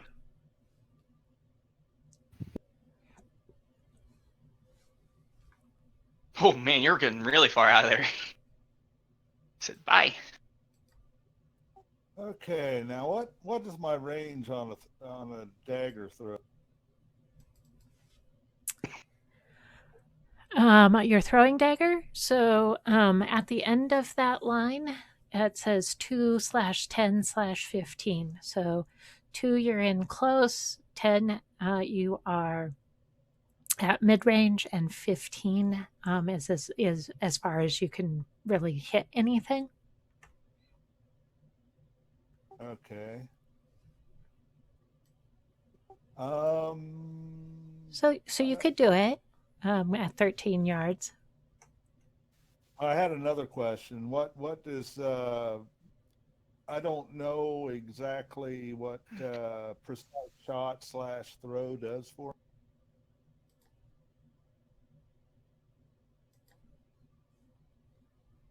It's one of my special abilities. I don't know. So precise shot or throw. When you make a ranged attack, you suffer a penalty of 2 per level in this ability. So you have 2 on this one because you're a level 1.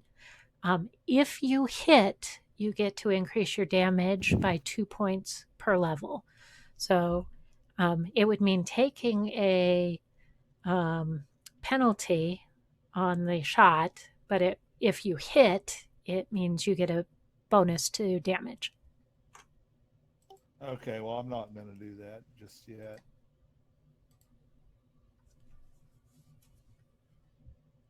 Going to continue a little flat. Oh, hold up. And what's my movement? There's a roll next to it. I don't understand exactly how the movement works. So move, it should be MOV, and it should have a number beside it. That is the number of squares you can move.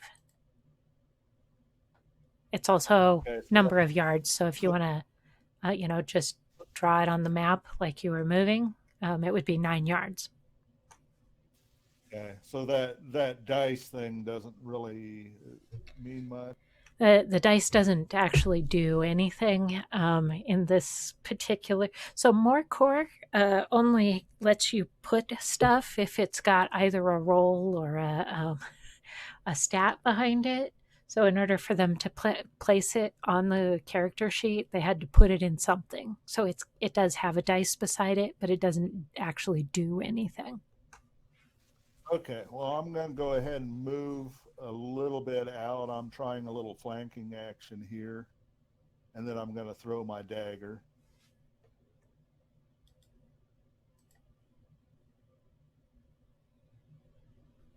All right. Eat that shit, buddy. Ooh, that's a match. Oh wait, never mind. So if we were playing with the botch table, that would just be a normal failure. Nothing extra bad would happen. Damn, guys, look at all these nat 20s we've been rolling tonight. But you know what? They don't matter. I would say that this is like the climax of the adventure. So any fate points that exist after this combat will probably be wasted, just in case that makes a difference to you in deciding to use fate or not. So can I use fate to re-roll that? Yes, you can. I shall do so.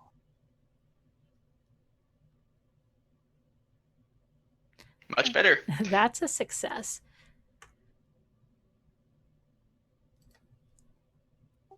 Okay, and I'm at 10 yards, so Oh, it doesn't mean anything to Dan.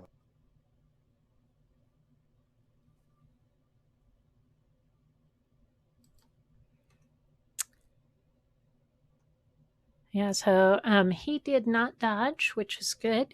And it looks like you hit him for 4 damage, which is also good. Nicely done. All right, next. All right, I'm just going to charge out there, and I'm just going to start swinging on him right here.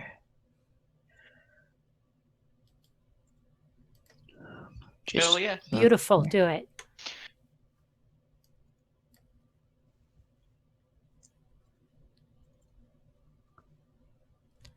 Oof, that is a fail. All right. Like you said, don't forget those fate points. If you over one, use them. We could save him for the big bad evil guy, though. The one who's actually named. Kurge. Well, what she's going to make is, well, go as far as you can. Just observationally, those are orcs 5, 6, and 8 that you're fighting. Yep. Sorry, go ahead, Arbosh. Actually, no, he's both his movement to get behind them. You can. I presume they're facing towards the rest of the party. They are at this point, yes. Why can't I move my arrow with the scroll button this time? It's weird. Might be locked by the DM this time. Are you having a pointer issue? No, it's the arrow that says where I'm facing. I would be facing enemies, but it has me. I'm trying to turn it, and I have myself selected. I'm using the wheel, but it's not turning the arrow. I had not encountered that before. I wonder if it happens when we lock tokens. Do you have your Usually mouse actually over the token? Yep. It usually happens with the rule set. You can't move around the portrait. I imagine that's the same thing. Oh, Arbosh just moved his. No, I did it. Yeah, pretty locked for DM.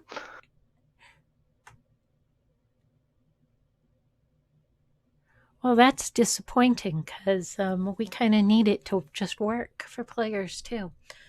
All right, well, I will report that. Thank you, guys.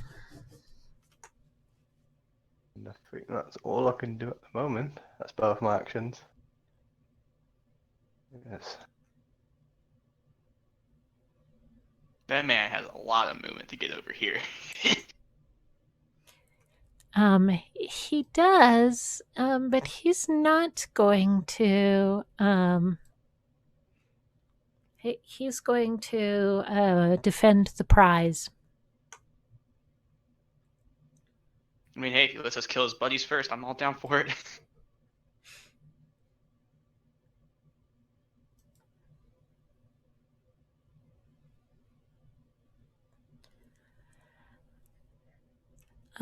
Okay, well, 6, seeing you come up from behind, will turn. I want to turn my fucking thing.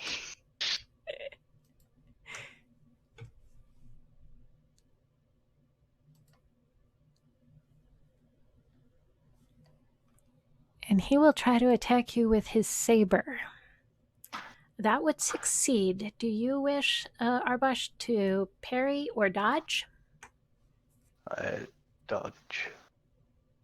Oh. You can tell which one's higher for you when you're looking at the tab if you look at the PA. The higher number is the one you want to use.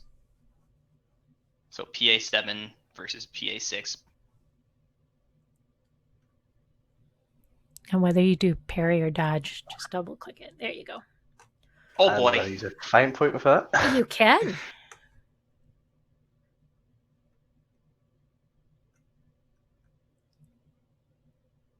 Oh, that's a possible. God, damn.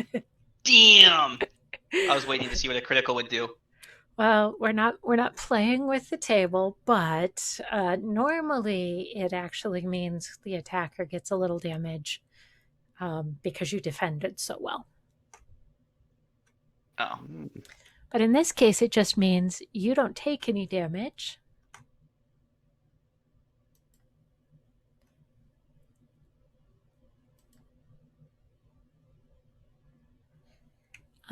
Five will go ahead and move up.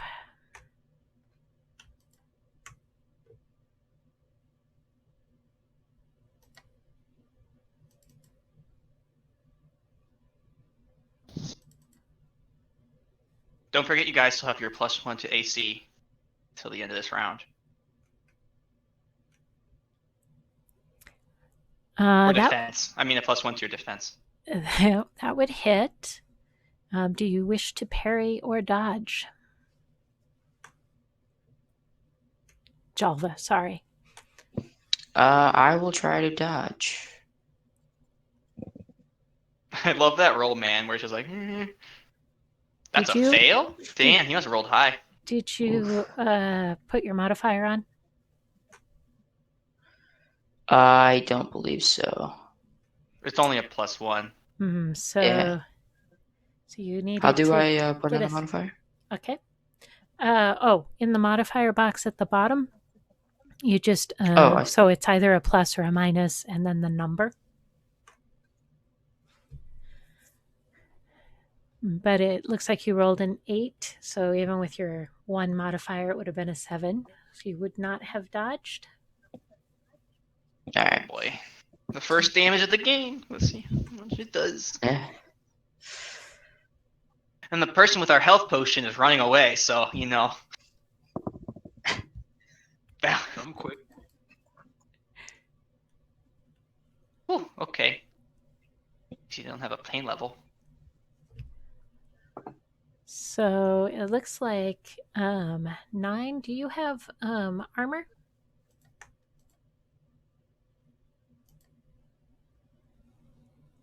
Pro? You do. So yeah, +3.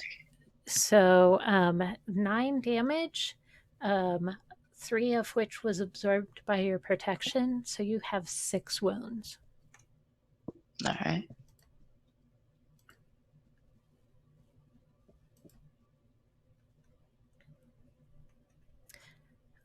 Orc 8 is also going to take a look at you.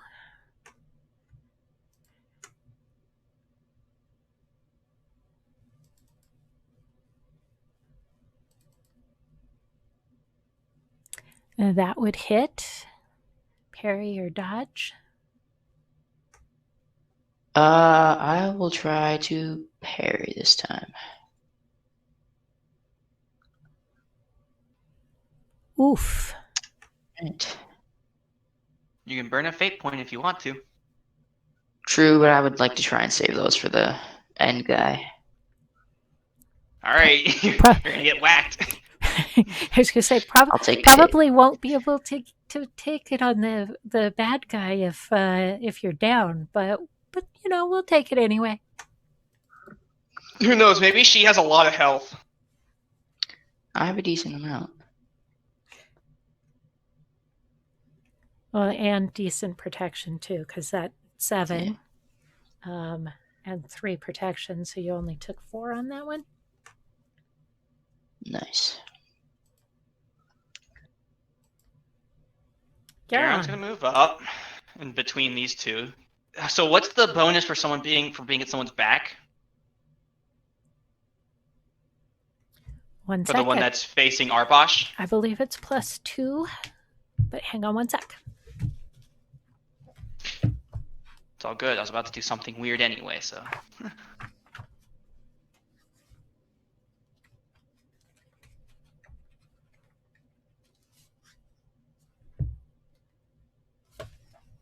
Yep, we're going to call it +2. So if it's +2, I'm also going to take away the +2 by using Forcible Blow to make it just a normal roll for that extra 2 points of damage. Beautiful, do it. Let me just make sure. All right, so I just have to remember when I roll, if I roll my damage to attack. Oh, there we go. Success. Does he attempt to dodge before I do anything? Of course he attempts it.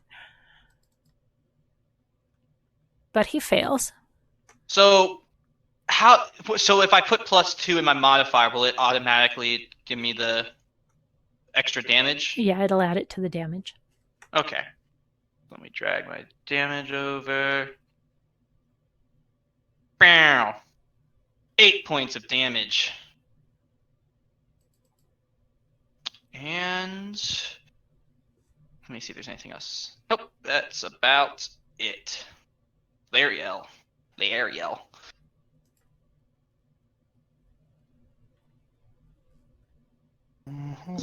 So, Dan, a question. If you shoot them from their back, do you still get the bonus? Like if with a ranged weapon, if you shoot them from behind, do you still get that +2? I don't know that I've ever had that rule come up, so I don't know the answer, but we're going to say yes today. Okay. I was just wondering because Ranger, the one person with the bow here, might find that useful. But... Right. Yeah, because I was just about to shoot him with an arrow.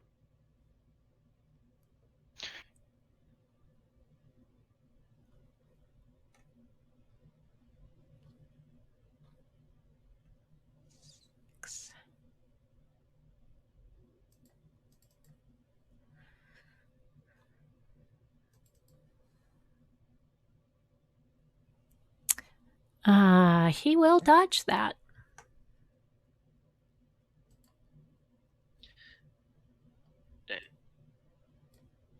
Yeah, it's unfortunate. I will reload. No. Caroline. Well, I think I flanked just a little too far, maybe. No, no, not quite. I can't get behind him. You can get next to him. Actually, no, you can. Was your movement 7? Oh. 9. It's 1 yard too far. Well, so it's weird. So if you I was counting the boxes. There was a way if you had moved, I think you could have been able to do it, but it's whatever. Regardless, I'm going to give you that as behind. All right. +2.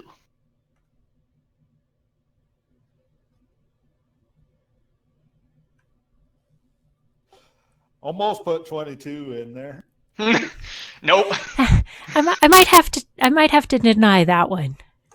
Yeah. All right. Well, I've got I took my rapier out on the way, I suppose. That's free action. I assume that works.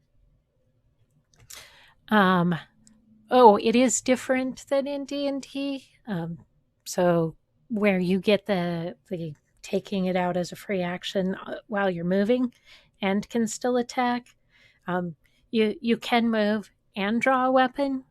You can move and attack, or you can draw a weapon and attack, but you can't do all three. Uh-oh. I guess I should have. You probably still have those daggers in your hand, though, don't you? No, I threw a dagger, and I only have one dagger. The dagger's in the orc. I think they didn't build this pre-gen very well if they only gave you one throwing dagger then.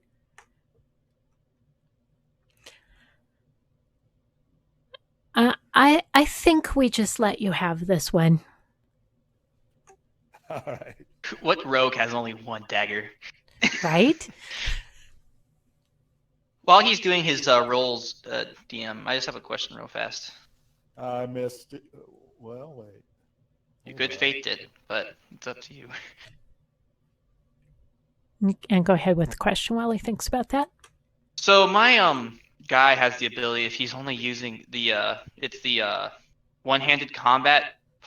Is that already applied to my guy? If he only, because right now the equipment they gave me, I only have one weapon. I don't have my crossbow equipped, so I'm assuming since I only have the short sword, the one-handed combat applies.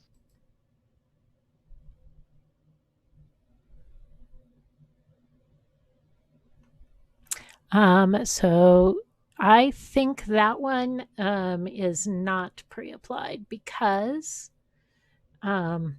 you have to decide if you're fighting with one hand for one-handed combat, or if you're using a two-handed weapon. You have to decide that Well, I as only you're have going. I mean, yeah, it's because I only have a one-handed weapon right now in my inventory, so I was like, I might as well have been using it the entire time. Right. So I think you can go ahead and add the +1. Let's make sure I remember to put that in whenever Yep. I come back to my turn. Good question. Well, since it matters how quickly we dispatch these guys, I'm gonna go ahead and use a fate, just to prevent wounds on the others.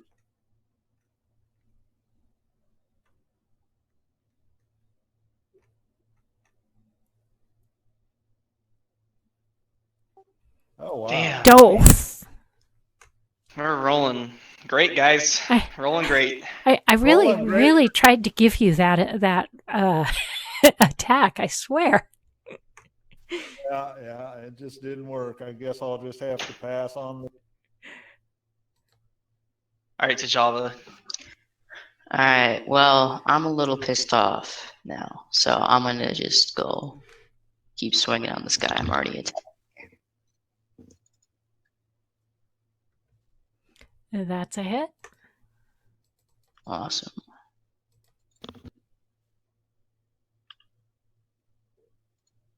Damn, you're even with rolling your lowest die possibility, like 7. Like I rolled 8 my last round. Yeah. Arbosh.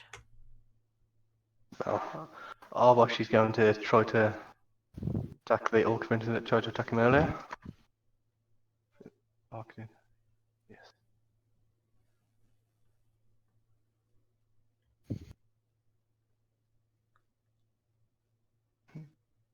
That'll hit. Yeah.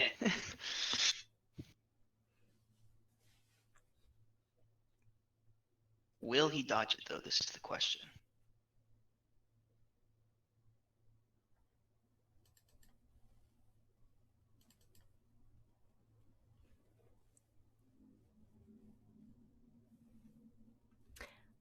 He will not dodge, actually. Thank goodness.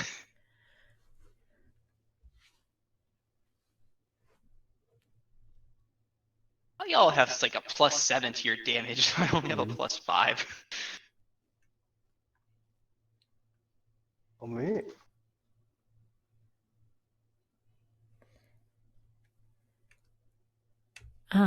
Krug is going to get even closer to the child. He looks like he might be going to take the child out. Like kill it or like take him away, like run off with him. Take him away? Run off with him? Okay. You don't know what he might do once he gets into the woods, but you know, they are slavers. They probably consider him valuable cargo.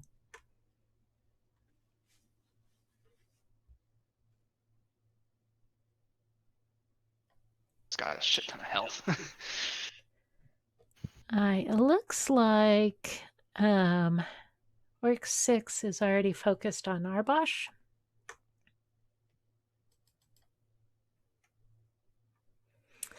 That would hit. Do you want to parry or dodge?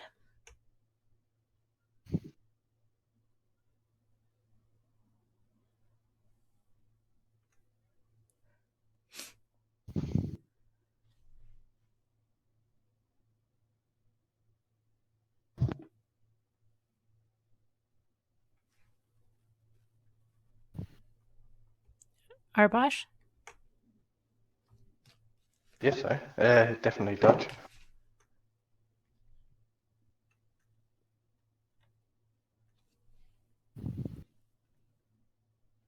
Oh. Did you? Oh, a 9. Even if you still had the modifier, it won't be low enough.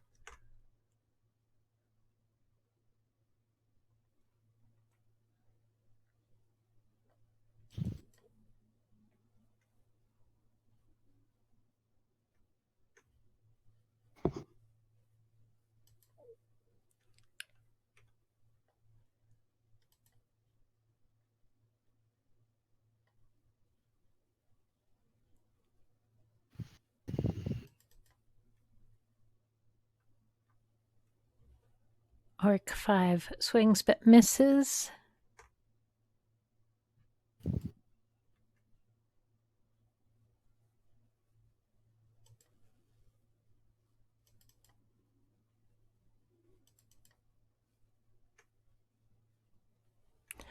Orc 8 also fails to connect. Garon.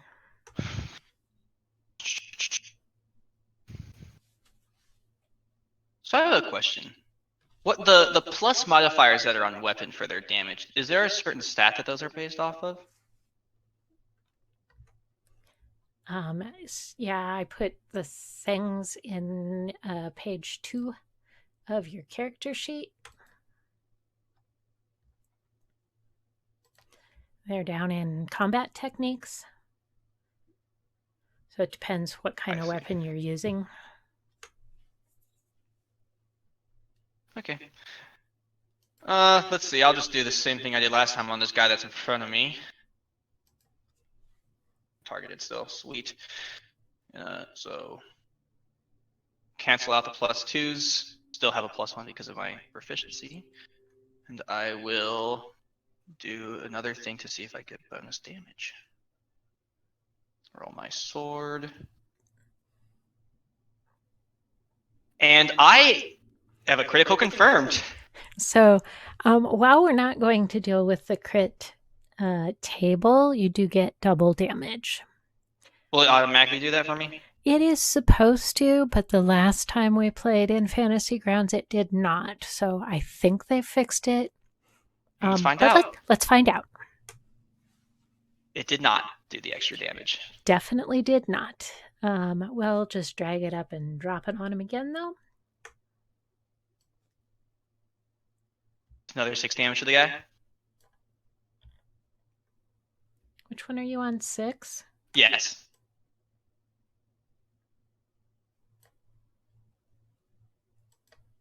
Yeah, for whatever reason, it gets real mad and gives error messages then, but he's pretty hurt. As my free action, I would like to just move there. If that's possible. Between those two. Alright.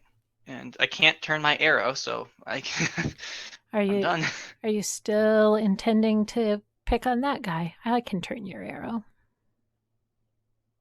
Yep.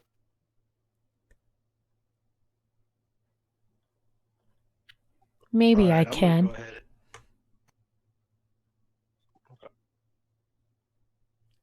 Okay, go ahead. Sorry. No worries. I'm going to go ahead and attack this one that's going towards the All prisoner. right.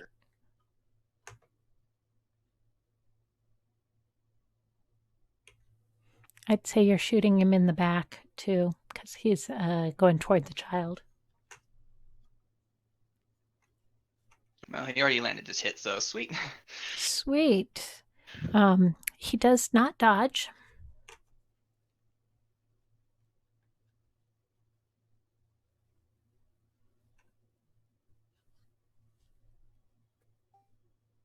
Well, not all bad. And then I'm going to go as far as I can, so that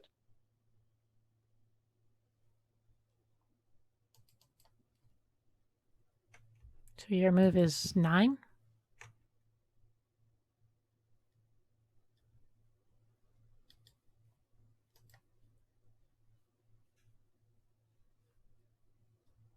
and then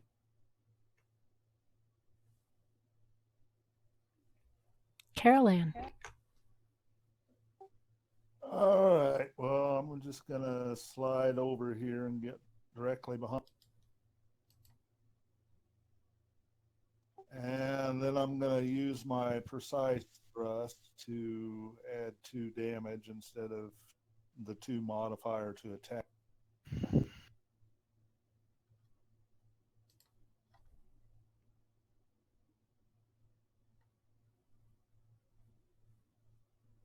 Oh man, bro. You're rolling like Nobody's Quick business. buy. I'll just leave it. I only got one left. So.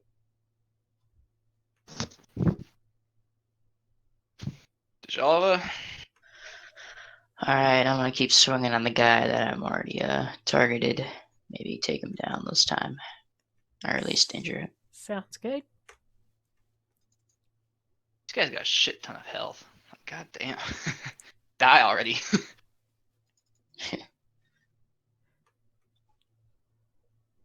Definitely hurt him. Alright, Arbosh, finish this guy off. If you can. Let's give it a go, yeah. He's the most hurt. Ooh. Arbosh. So I'm gonna miss.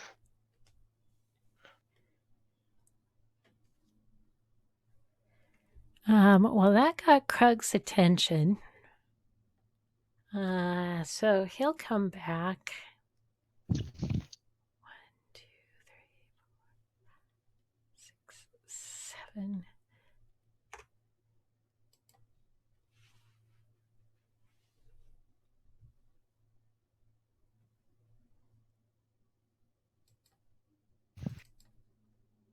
Walk number 6. That's a swing and a miss. Ah, the classic baseball line.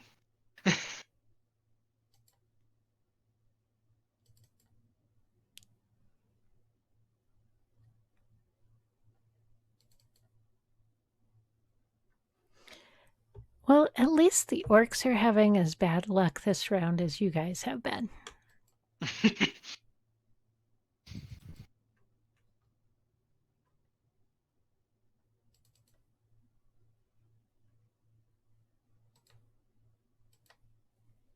Garon. Alright, well, I thought he really would finish him off in his last turn. I guess I will move back to get the flanking bonus with this guy, because I thought he would be dead by now. Yeah, I'll do the same exact thing. Burn the... See, burn the attack.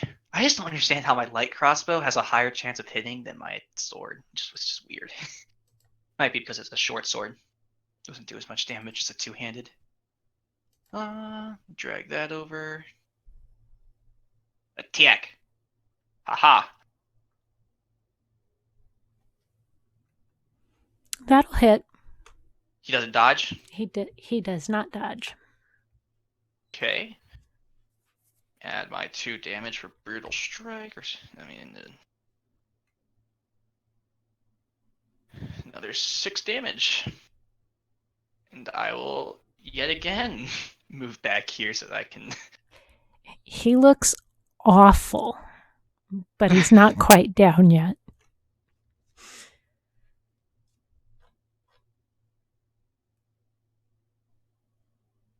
Oh, sorry. Ignore that movement. How did I? Oh, actually, yeah, it works. It works. You can keep it.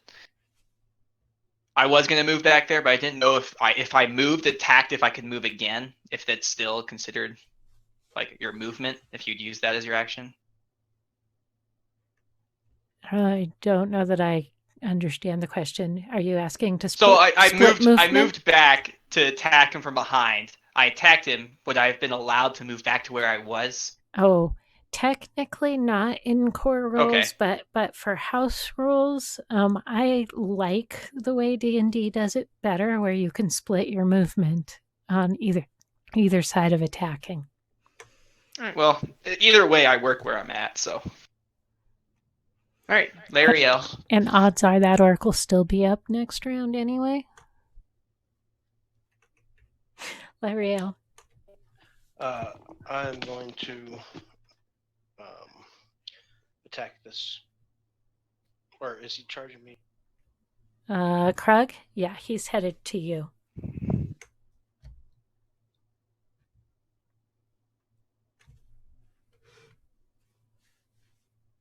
That'll hit. He does not dodge.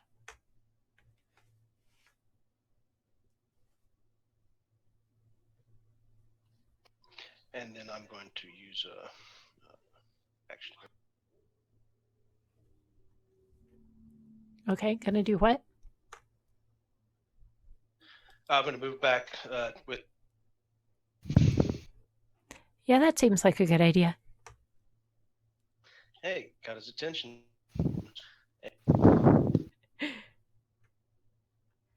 Carolyn. Come on, man. All right, let's try this again. You can do it. We all believe in you. Maybe I'll you just should say- just take that +2 modifier instead of going for the extra damage. Yeah, that's what I intend to do.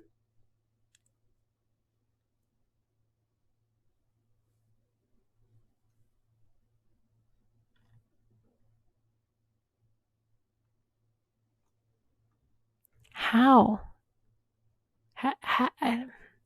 No words.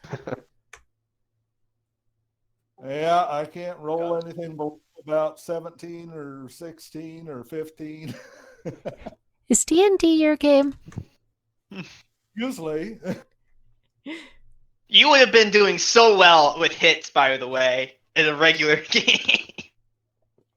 All right, well, I'm just passing it on. I'm saving that last point because it's not going to give it to me anyway.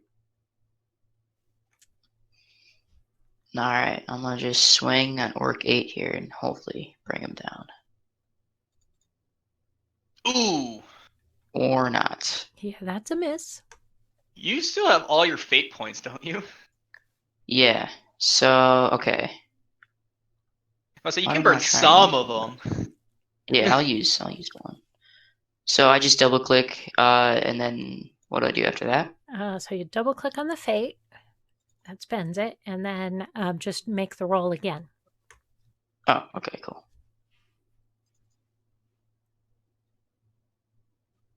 That's so weird. I What don't the know. An 8. Nice. And that'll hit. It was juggling between a 17 and a 20 for the longest time. I was like, Yeah. So Arcade is at pain level 2, which is disturbing. All right. Come on, Arbosh. Go on. Well, round 2.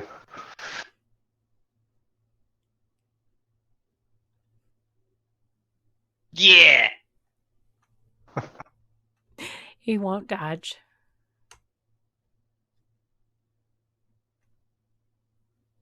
Ooh. Oh, Ooh, high damage, high damage. Incapacitated amount of damage. So Orc 6 is down on the ground. In fact, you did enough damage with that he's dead. Oof. Oh, guess I should have another. I can have another action, can't I? To just move behind. Okay. Yeah. Okay. Well, Krug, seeing as how you guys are going to shoot on him, is going to move down.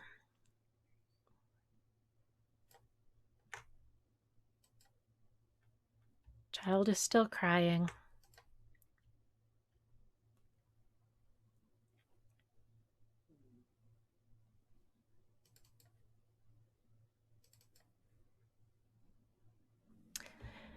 That'll hit, Jalva. Do you want to dodge or parry?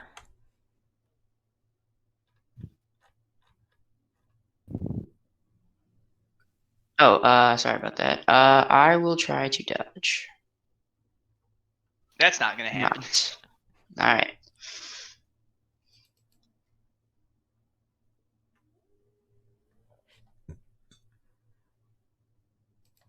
Shalva could That's- use that potion. Pain level 1 for you.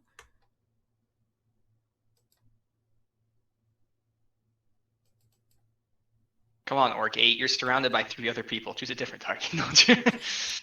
Damn it. Orcs are pretty focused. Dodge or parry? I will try to dodge. Your die rolls, man. 16 or not. All right. Well, I tried. Uh-oh, Oh, pain boy. level 2. You might be going. You might want to disengage, my guy. Maybe. You could run up to the guy with the health potion, tell him to give it to you. I'll go for Orc 8.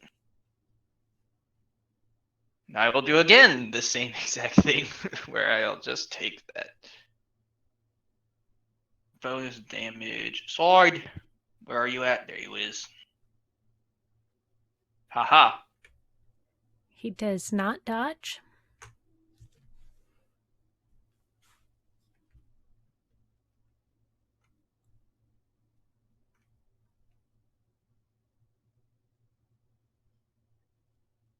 Other than my movement need to go through, that is my turn.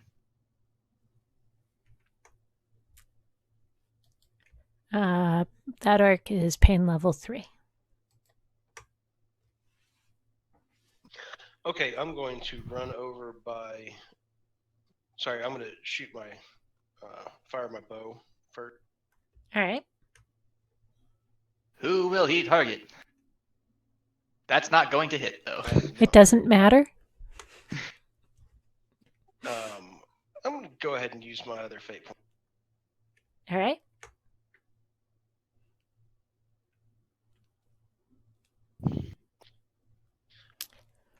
Wow. What, he rolled good? Not the table. He rolled the same thing. Oh, All right. Well, again, I'm going to run over next to Chalava and give her the. Or do I have to feed it to her? Can she feed it to her? Are you I don't know. asking if you can hand it off or if you can just pour it down her throat? Is that kind of? Yeah, for whatever the. Yeah, so in D&D rules you could. In Dark Guy, you used your action to shoot and your movement, so you don't have any action left. Oh, But okay. but Jalva could probably take it off you and drink it next round. Okay. I would have moved one south of there if I were you, so that you aren't ready to get hit. It's a good point. Did you want to? Sure. If you'll allow it, thank you. Yeah, Well, this is a quick start. I mean, the point is to try and make it fun for you guys to want to come back and play this again. I don't want you to die. all Carol right, Ann. well, I'm going to try this. third time's a charm. Hell yeah. That's a hit, and it doesn't dodge.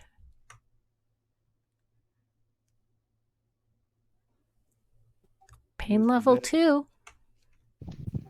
I'm going to move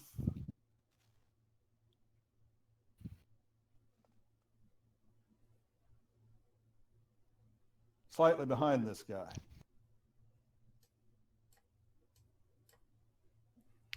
So just a warning. You will take attack of opportunity if you do that. They're turning the other way, though, aren't they? I'm going to allow that.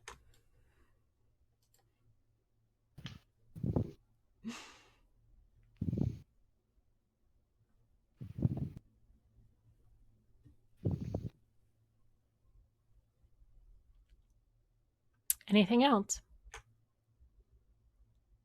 Nope, that'll do me. Jalva. All right. Well, I'm a little hurt, so I'm gonna go here, and I'm going to ask for the potion, or grab the potion. Yep, just take it. And it's 1d6 plus 2. So you can just roll that in You can put a +2 modifier on. Roll a d6.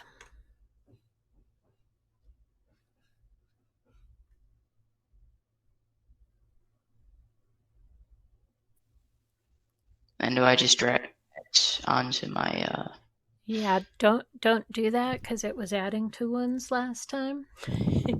I will just take it off. there. Because for whatever reason it wasn't picking them up. Heal, whether you do it plain or if you add the modifier like you're supposed to in Fantasy Grounds, something about this roll set doesn't seem to pick up healing. Okay.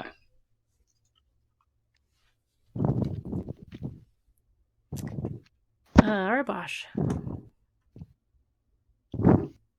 Getting behind Orc 8. He'll take that one.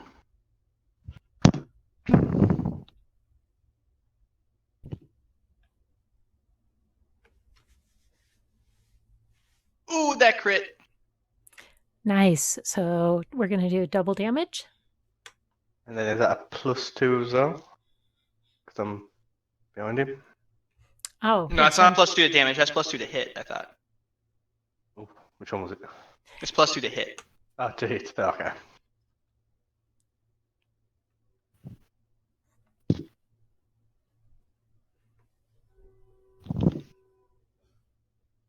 One moment. Is it double the damage or double the dice? A double hull damage, so dice plus modifier. So Okay. really, you can just roll it, and we'll just put it on twice. Oh, so 24 points of damage. So 12, the initial was enough to put it down anyway. 24 just killed it outright. Just fucking die. grab this fully. Crits are 4.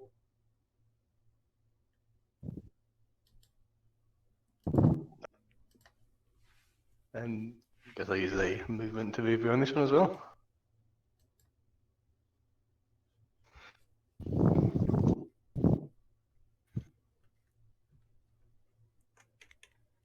I think Krug turns, having seen Caro. you run by.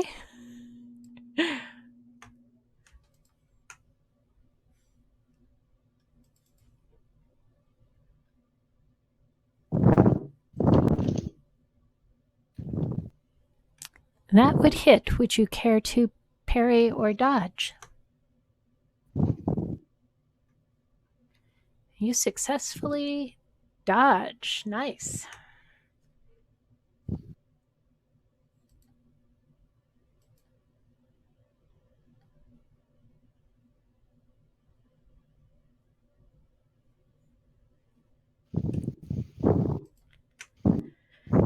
Orc 5 is a little tired of getting stabbed in the back now. There's a different person now, though.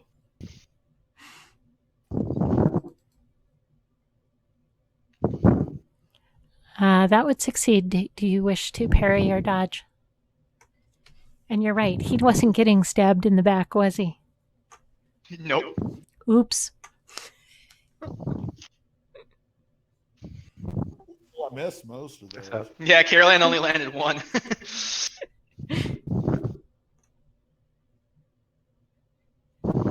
Arbosh, do you want to parry or dodge? dodge, please. Ooh, You do not. Do you wish to fate? not yet, no.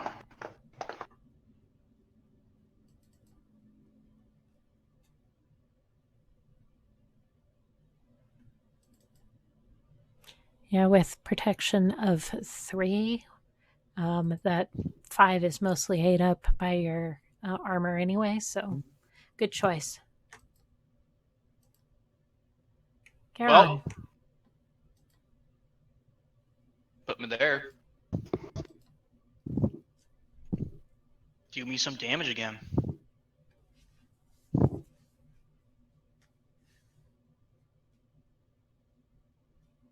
Bam.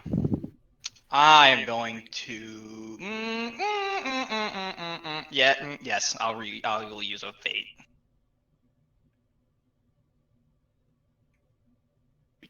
because I want to end this combat as soon as possible. But the big guy's over there. Roll again.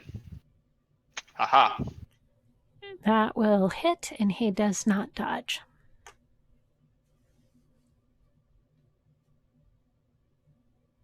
Get smacked.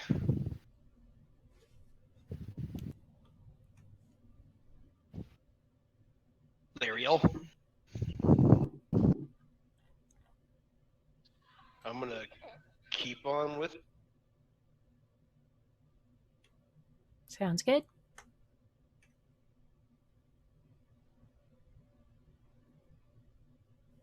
Aw, no crit, but good one. I'm just happy for not a 19. Right.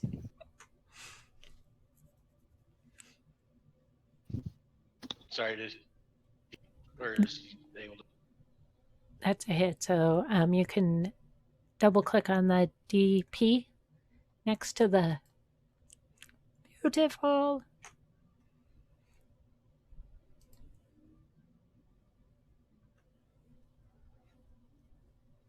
Anything else? Oh, that.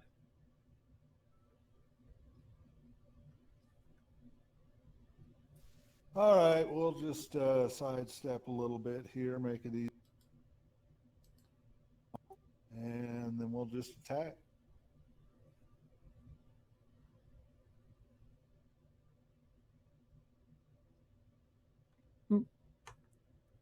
Very nice. Pain level 2 on him. Where can you see your defensive stat, by the way? Like for being attacked? Can you see what your parry or dodge is? Or are you I asking can. about the pro? The pro, is that what the... Like armor? Okay. Thank you. Alright, I'm gonna move there and attack this orc here.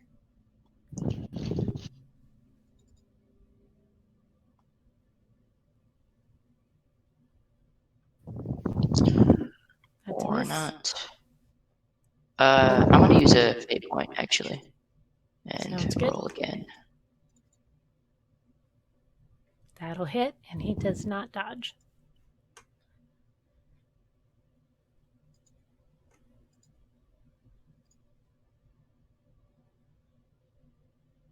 So, Orc 5 is incapacitated, laying on the ground. He's not dead.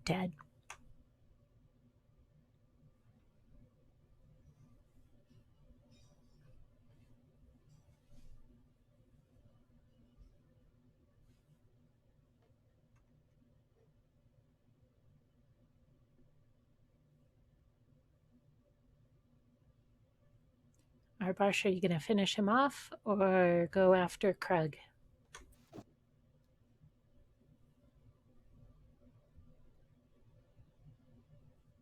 think there's enough people, so I'm going to go and help. Krug, yeah. Sounds good. Hmm.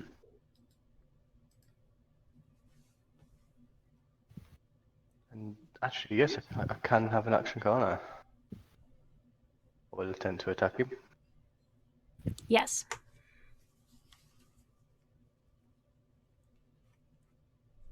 That would be a miss. I'll leave it there this round.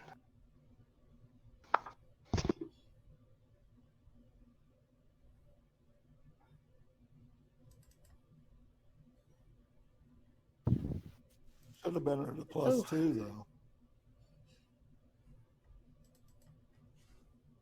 I'm actually thinking about that. I'm behind him, aren't I? That would hit. Carol Ann, do you wish to parry or dodge? Of course. I just think about my hit. Aren't I behind him? Would that not have counted to a +2 to my attack? Oh, yes, it would have. Yeah, better.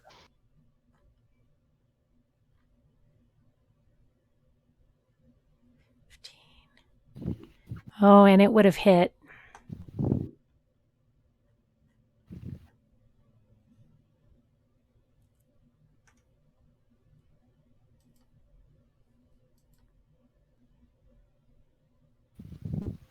Orc 5 is incapacitated.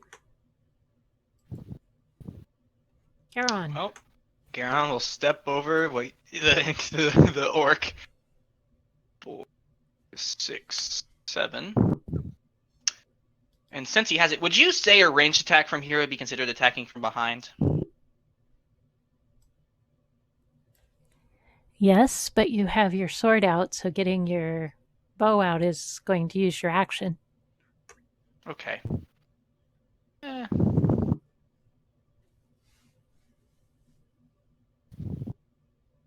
you know what? I'll do leadership again. Burn Alright. my leadership. So I need to make the fast talk. Quality 1, so I only get to do 2 people this time. So I will do Arbosh and our other heavy hitter. I'll do it to Laeriel too. Laeriel and Arbosh both get a +1 to defense and their next attack rolls. Sounds good. Is that orc still incapacitated? Yeah, the Orc 5 is incapacitated. It means he's unconscious. He's not going to get up on his own. Okay. All right, yeah. So I'll move here and then attack. You should have a +3 right now because you're attacking him from behind, and you have the +1 from me. Yep.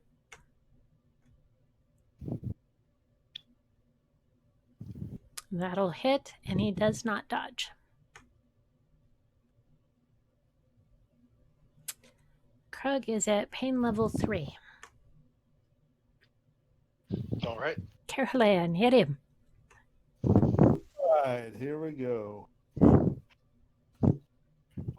That was the wrong die. I hit an armed, but I guess it still would have hit. Yeah, that's a hit regardless. So let's roll with this.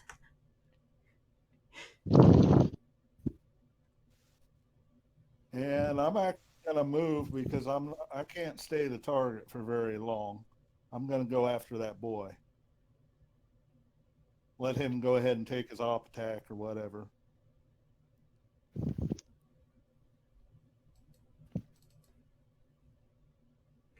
Okay, well, he misses on the op attack.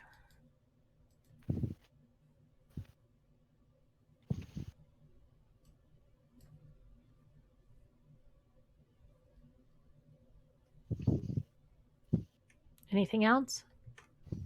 No, that'll do. And then if he comes after me, I guess the other guys get an op attack on him. So, or at least one of them.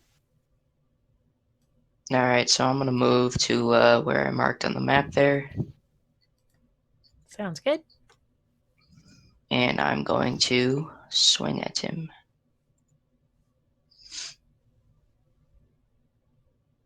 Swing and a miss. And miss. I'm going to use my fate point and try again. Sounds good.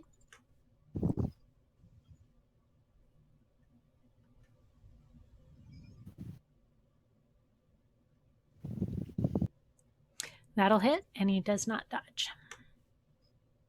All right. I don't think you had him targeted. Yeah, because that damage didn't go Oh. on him, but I can drag it on him. All right, appreciate that.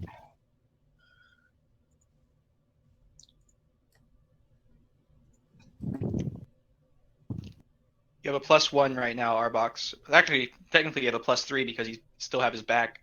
So, so it doesn't really matter. That last shot was enough to knock him unconscious and make him dead.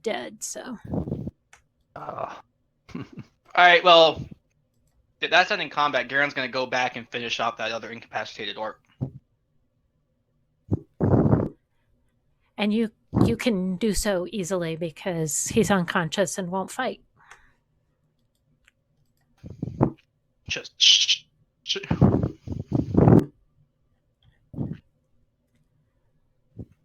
So So, what's the party doing now? I'm Freeing the gonna kid. go Yeah, it's like Ark gonna make his way to Yeah. the kid as well. Free the kid and bring him back to the town. I'm Awesome. looking and for ask loot. him if he. Will you be looting the bodies or searching the camp at all? Oh yeah. I mean, not to Definitely. hint or anything. Well, still. Mercenary, of course I'm looting these guys. Yep, I want to search the camp for clues about my possibility of. Would that be like a perception check? So you are looting bodies and searching the camp. Yes, I will take a perception. I'm going down there and pulling my dagger out of that guy and stabbing him with it. Where's perception at?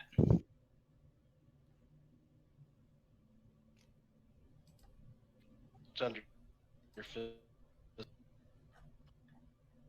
on the front. Oh, I see it. They all doing a perception? Nope, I don't notice shit. You know what? I burned my last fate point because fuck it. Don't need this shit anymore.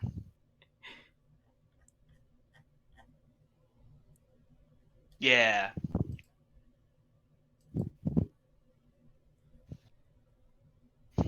Awesome. Okay, so in looting the bodies, you find some basic common gear, right? They had sabers, and one of them had a bow and arrow, but nothing of quality. Your own weapons are by far better than anything they have. What you did find of interest, though, in one of the little tents around the camp here, there is a box, a chest, that is locked. Did the big guy have the key on him? The one who had gone for the kid? The big guy does not seem to have a key on him. All right, well, that's my skill here. Ah, yes, our rogue friend. Let's see if you can do better than you can with your daggers. Yeah. Trying to figure out where the thing to roll. Lockpick, I think it's in the middle column. Pick locks, maybe.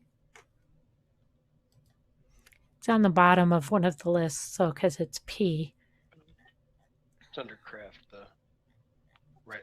Up under skills, yeah. Quality 2.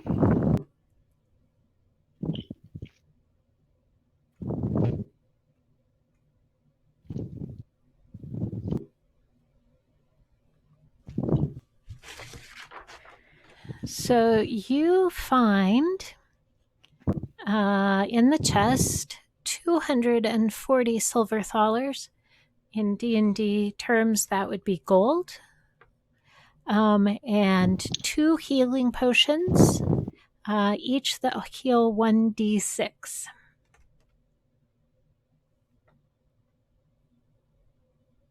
All right, I say split the loot, unless anyone tries to run off with it.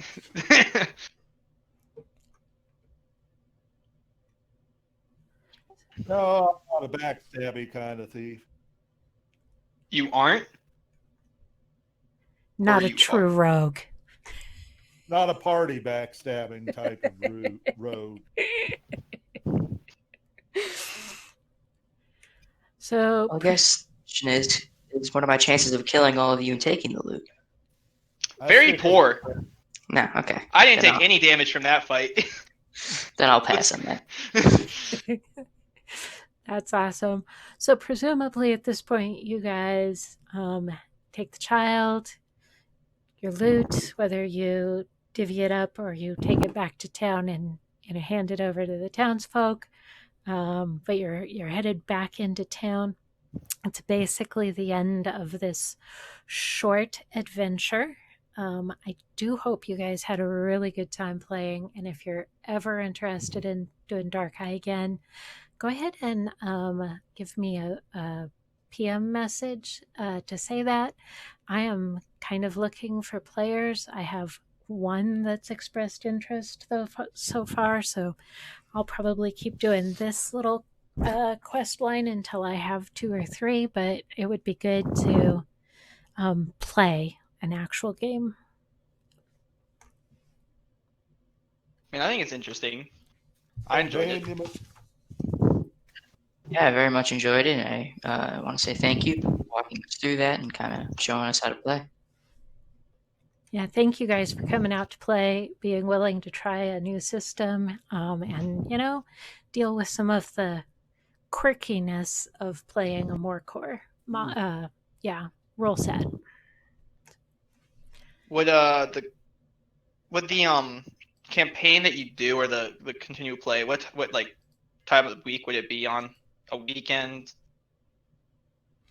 Yeah, so that would kind of be up to players that want to play.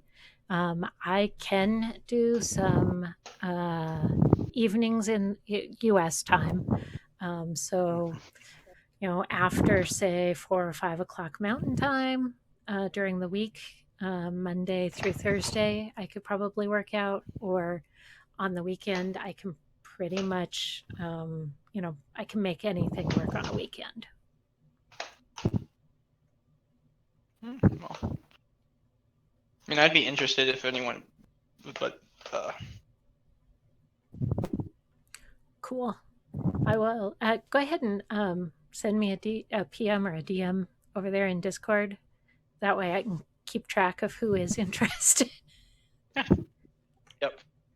I will, For sure. as soon as there are, say, at least 3 people, I will start pinging people to see what kind of characters they want to make and what days and times work for them. So yeah, And you I'll said be in continuing, and is this Dark Eye that we're continuing or something else? No, I would be running Dark Eye. I thought, okay, I was only confused because I thought the characters that we use were the only options for Dark Eye, but if it's No, if it's make your own. They were the only ones for use pre-gen for this quick start set. But if we move into a regular campaign and we're using the core rules, absolutely want people to make their own characters and bring their own flavor to the game.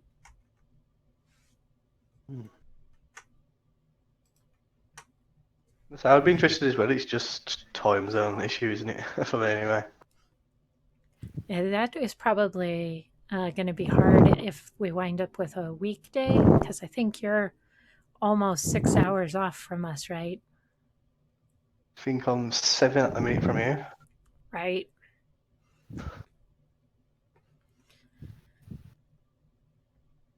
So it's what, the middle of the night for you? It's only 10 p.m. now. Okay. Oh, if that's at the middle of the night. That's not so bad. Yeah. So it's fine on the weekend, obviously, but when work starts back up, all that Right. would be a problem. But